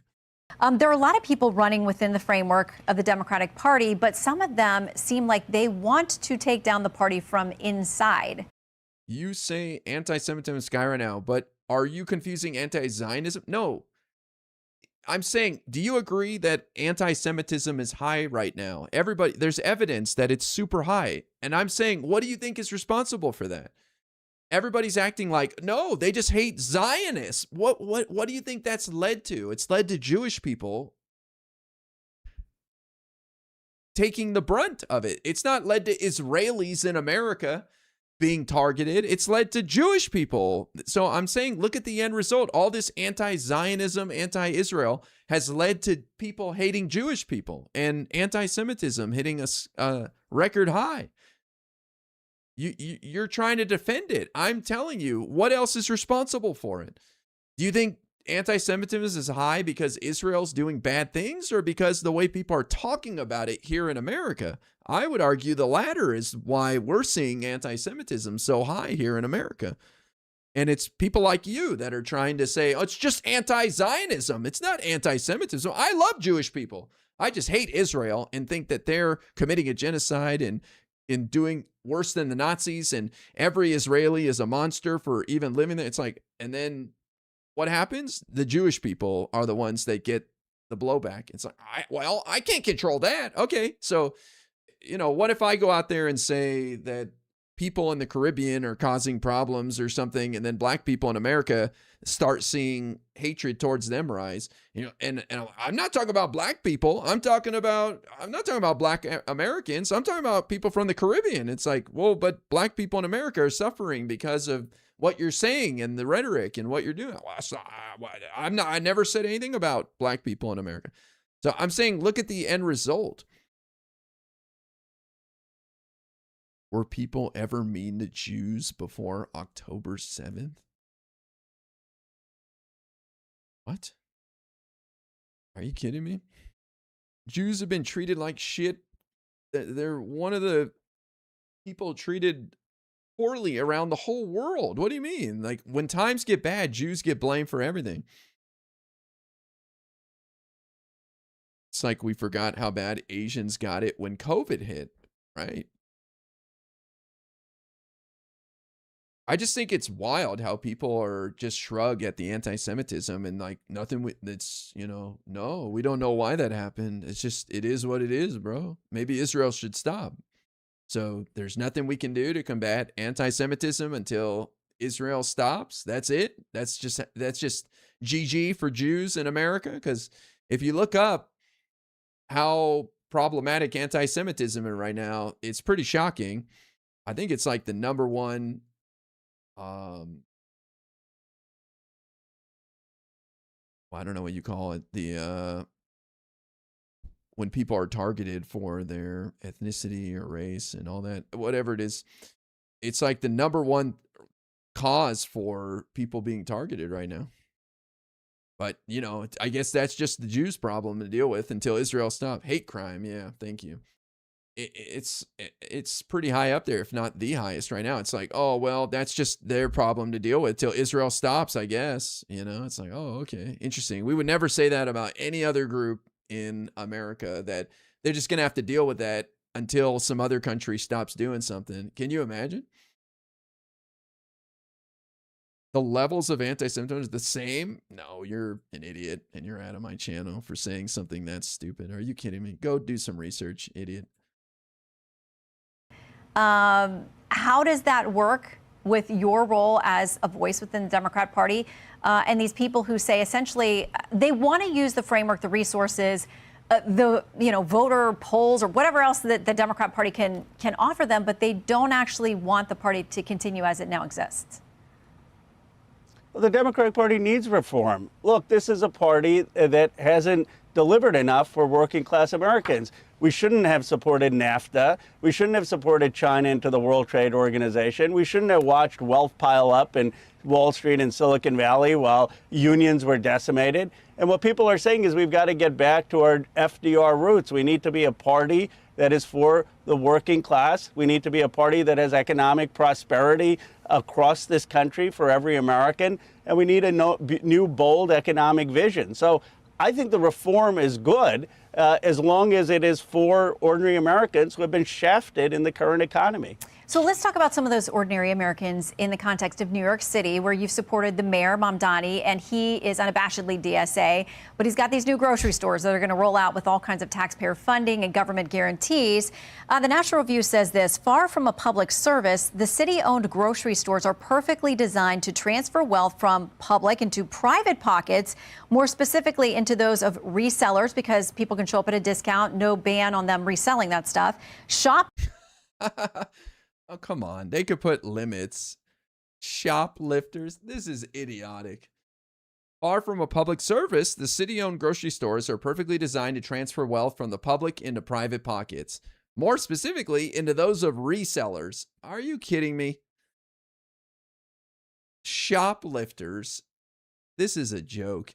So these are going to be very popular. I think they're going to be out of the way. So, like, I don't know if people forgot how to shop for groceries, but you're not going to travel miles and miles and miles to go save $10 on your groceries, right? Like, you're not going to take an hour subway ride to go to deep Queens to go buy groceries to save $10.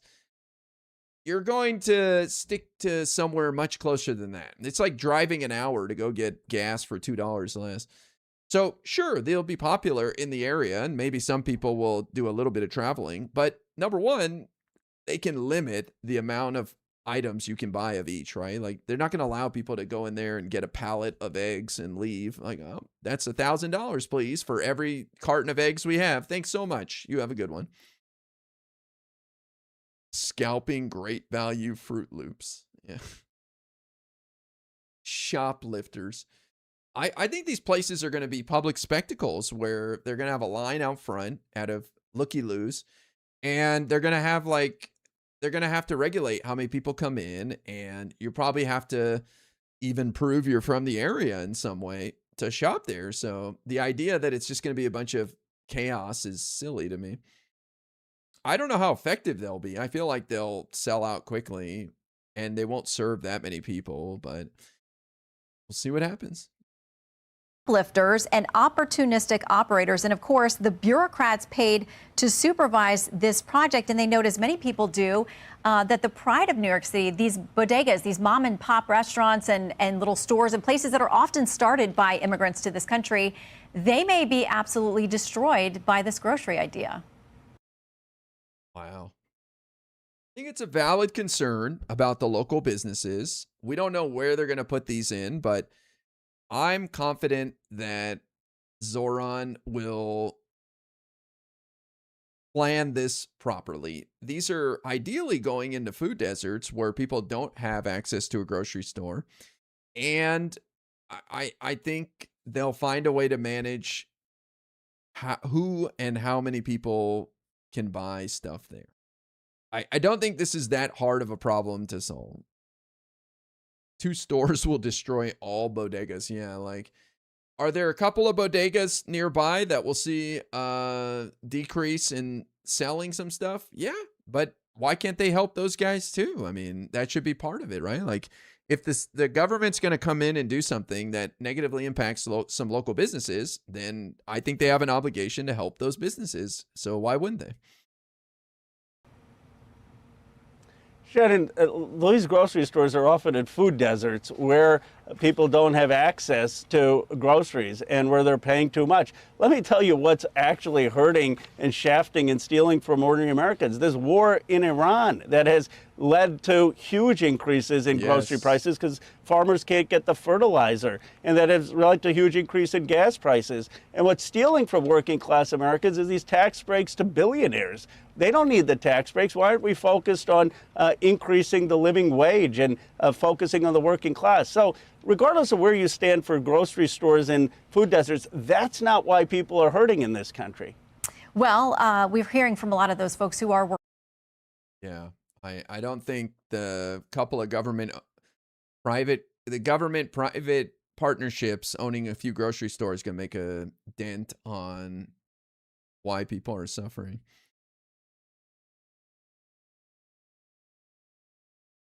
I'm just kind of curious. I say give it a chance and let's see what they do. I very curious to see what happens here. You know, we hear about these ideas all the time.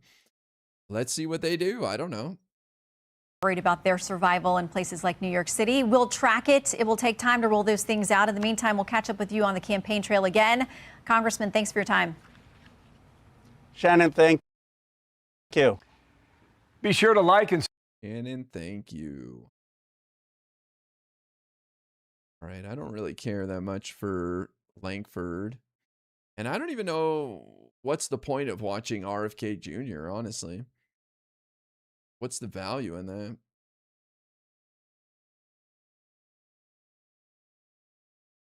It's like they were really focused on Chat GPT and AI here over on This Week. I don't know if there's much more I want to watch. Probably not.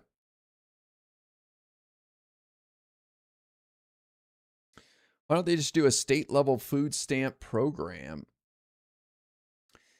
I agree. But I don't think there's the energy for that right now with SNAP benefits getting cut and stuff like that. Anna went hard and they got into a shouting match. Yeah, but like, what is it over though? Is it over vaccines? I really can't stand this debate. What is he even on about? Prevention of future pandemics. You are saying something that you cannot show me a single study. I am not saying nonsense. You are talking what somebody told you. Excuse me. And you cite me the study. What study? No, what studies are you talking about? You're talking about studies that actually don't exist. I want to talk about. Cite me the study that you're talking about. I am not here to defend. Study, cite me the study. This is not productive. I am not here to defend all of the. Let me finish. You're talking nonsense. You're making assertions you can't support, and then when I call you on them, you're telling me that I'm arguing. Okay. Do you want to talk about assertions that you can't support? I'll get there in a second. Okay. I'm interested.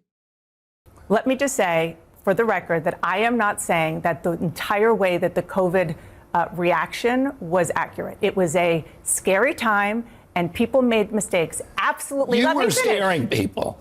Why are you saying that? Because that was the job of CNN. Okay. Was to put the chyrons up about how many people are We were trying to be, we were listening to the leaders in this country, including the president, who had a daily press conference explaining what was going on and trying to listen. Were you listening? I want to talk to measles. Actually, were you reading the science yourself? The measles cases in the U.S. just reached a 35-year high. The second record-breaking year in a row. 93% of these cases are among the unvaccinated. The outbreak is happening on your watch. Look at this chart. Ouch. Wonder what changed, huh? What changed here? And even before becoming HHS secretary, for years, you have been one of the leading voices questioning the efficacy of vaccines. Do you accept some responsibility for this measles outbreak? Absolutely not. First of all, this is an international outbreak. So, and we're doing better at handling it than any country in the world. That's the first I've heard of that. Is that true? I haven't heard of anyone else dealing with measles. International is, let's see, is the whole world dealing with measles outbreaks? I haven't heard that one. It says, yes, measles outbreaks are rising. And this is from the CDC. That's from May 2024. Gotta check these sources with the AI overview. Let me look at news. U.S. sees highest number of measles cases in 35 years. What's behind the global resurgence of measles? Council on Foreign Relations. I don't know. Let me see. U.S. fact check. RFK Jr. says U.S. is handling measles better than the rest of the world. Measles is surging around the world, and other countries have seen bigger outbreaks in 25 and 26 than the U.S., including neighboring Mexico and Canada. Overseas, most world regions logged higher case counts than the Americas did in 2025, and an ongoing outbreak in Bangladesh has killed more than 100 children.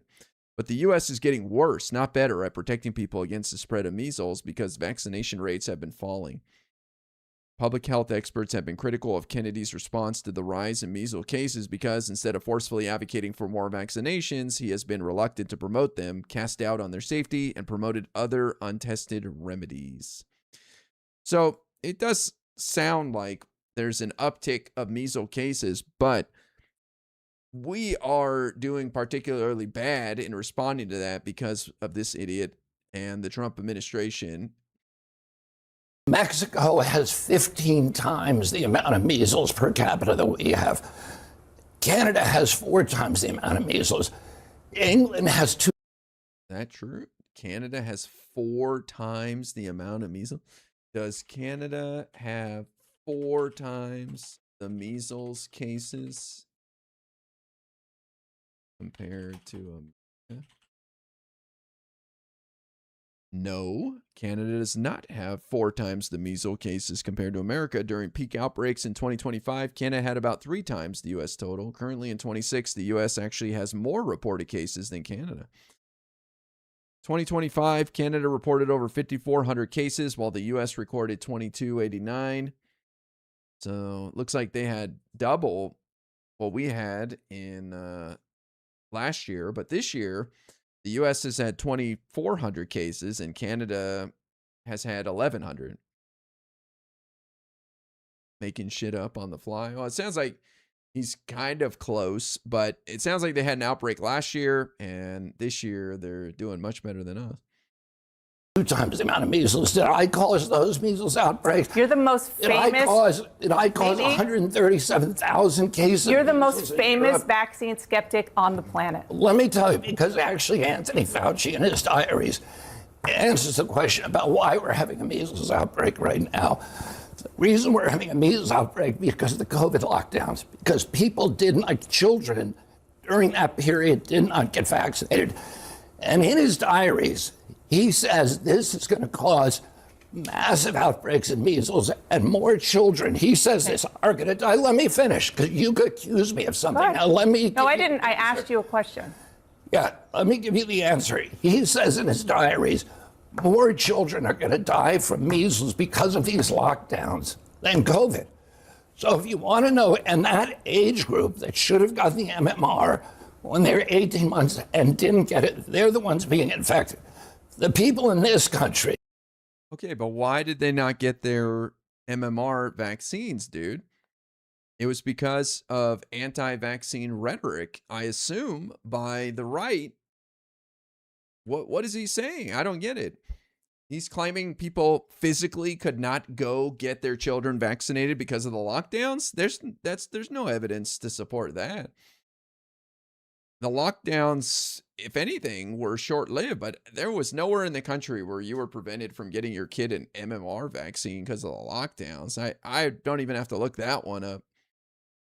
His claim is lockdown is the reason. That seems crazy.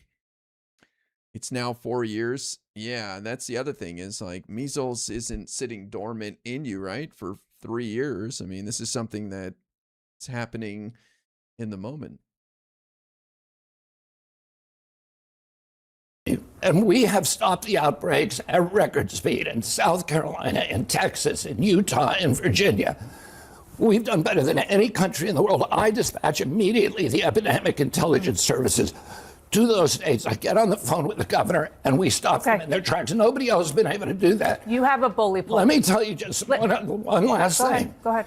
The communities that are suffering from measles are almost all religious communities that just don't vaccinate. The Mennonites have not vaccinated since 1796, since Edward Jenner invented the smallpox vaccine. It's hard to blame that on me as much as you want to blame it. No, I don't want to blame you. I'm asking you because you have a very powerful voice on these issues. Yeah, I mean, listen, we saw high inflation under Biden. The whole world saw it. So we were saying the whole time, the whole world's dealing with high inflation and we're actually handling it quite well.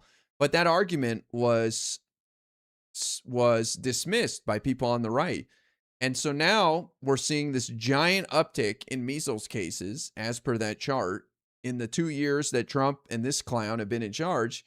And they want to try to use the excuse they wouldn't accept under Biden that, oh, this is a worldwide phenomena and we're actually doing quite well compared to other nations. Like, well, you wouldn't accept that answer under Biden. Why should we accept that answer under you now? You're in charge when this is happening, right? So it's your fault. For people who are skeptical, let me finish. Let me finish. And I've never questioned the efficacy of the MMR vaccine. Okay, let me finish. I love it. These guys never, ever question the vaccines. They just question you being forced to take it and that you have a right to look into it and that you should. But they're never against it. They're not against vaccines. In fact, they're vaccinated and their children are all vaccinated, but they just want you to not have it pushed on you and that you know what you're getting into. That's it. That's all. But you know, they have no problem getting vaccinated and all their children and everything. Don't have a single issue with vaccines. Love vaccines. What you need to do is please use your bully pulpit to right now, as we're getting close to back to school, are you willing to say to parents who have not vaccinated their kids that they should vaccinate their kids for measles because it is safe and it will help them save their children's lives? We tell people on my websites, my public right now, I'll look say into the right camera. now that parents should get their children vaccinated for measles. The measles vaccine is effective. It stops measles in about 97% of the cases. Well, people should get vaccinated. Can I ask you, the Wall Street Journal reported that the president is pressuring you to conduct studies probing the link between vaccines and autism. Is that true? Did you say probing the link? I'm just quoting the Wall Street Journal, that the president wants you to go further to probe the link between autism and vaccines. He certainly does. Okay. Now, have you talked to him about medical research that have studied this for 25 years and found no link between autism and vaccines? And just this is my question here, because I don't want to litigate that. My question is, why not, because you are HHS secretary now, why not study what could cause autism, which scientists do believe starts with fetal brain development? Why not do some studies on that, whether you're an environmental lawyer, whether there are environmental factors that go into contributing to a predisposed genetic situation? Well, let me say this first. We're doing all those things, and that's one of the ways that we found Tylenol. There's 73 studies out there and linked Tylenol exposure during later pregnancy and during the perinatal period to autism onset. But you are wrong when you say that this issue has been studied. It has been studied, and you're rolling your eyes, Dana. But I this am, is another because I example. don't want to have you use our air to say this. There have been more than 40 studies involving 5.6 million people to conclude there is no link between vaccines and autism. This is the head of the Committee of Infectious Diseases for the American Academy of Pediatrics. And now let me tell you what the Institute of Medicine says, which is the National Academy of Sciences, which is the ultimate arbiter on vaccine safety, in which it does not have an interest in this debate. It says that none of the 8 vaccines that are administered during the first 6 months of life have ever been studied for relationship to autism. It found 2 studies, one on the DTP vaccine that showed that it does cause autism, and one on the hepatitis B vaccine that again suggests that it does cause autism. The Institute of Medicine dismissed those 2 studies because they were based on CDC's database.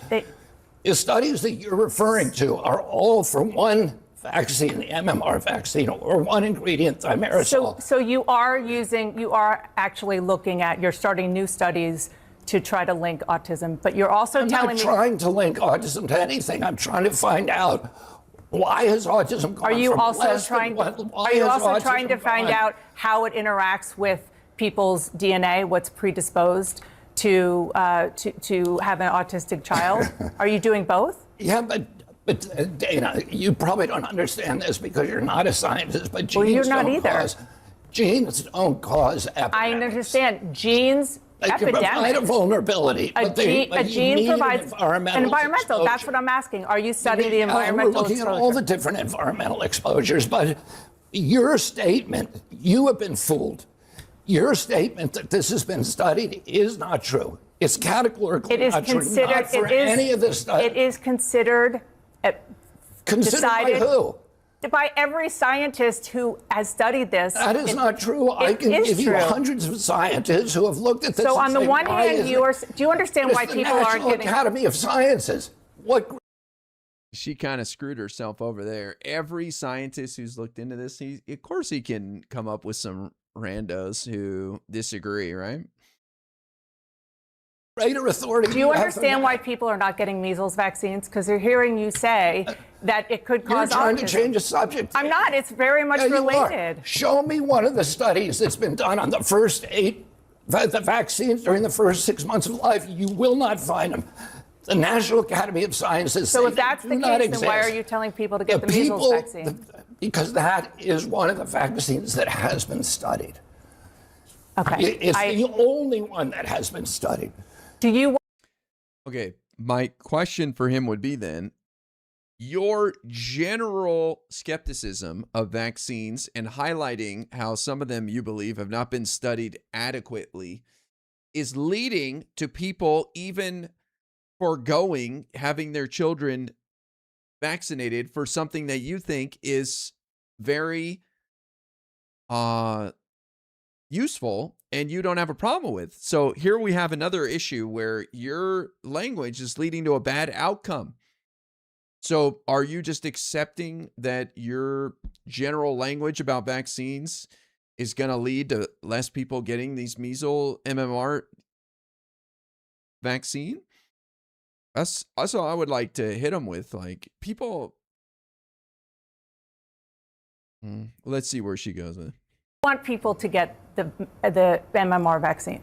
Yeah, I said that already. Okay, so I know you're flustered now, and it is. I don't. it I'm is not frustrated at all. Because I am people have frustrated. not been honest The with reason you. I'm frustrated is because And you repeat you are things the and the experts say HHS. this. You are the HHS secretary, and you are talking about things that lead to vaccine hesitancy in this country, and it is something that causes problems for people when there is not anything. Let me ask you something. Do you see your job as ending vaccine hesitancy, or do you see your job as telling the truth to the American people? I see my job as telling the truth, and the truth is that there is study after study after study. It's one of the most studied things out there in science. You're repeating and it is like a parrot. You're repeating So are it you. like a parrot.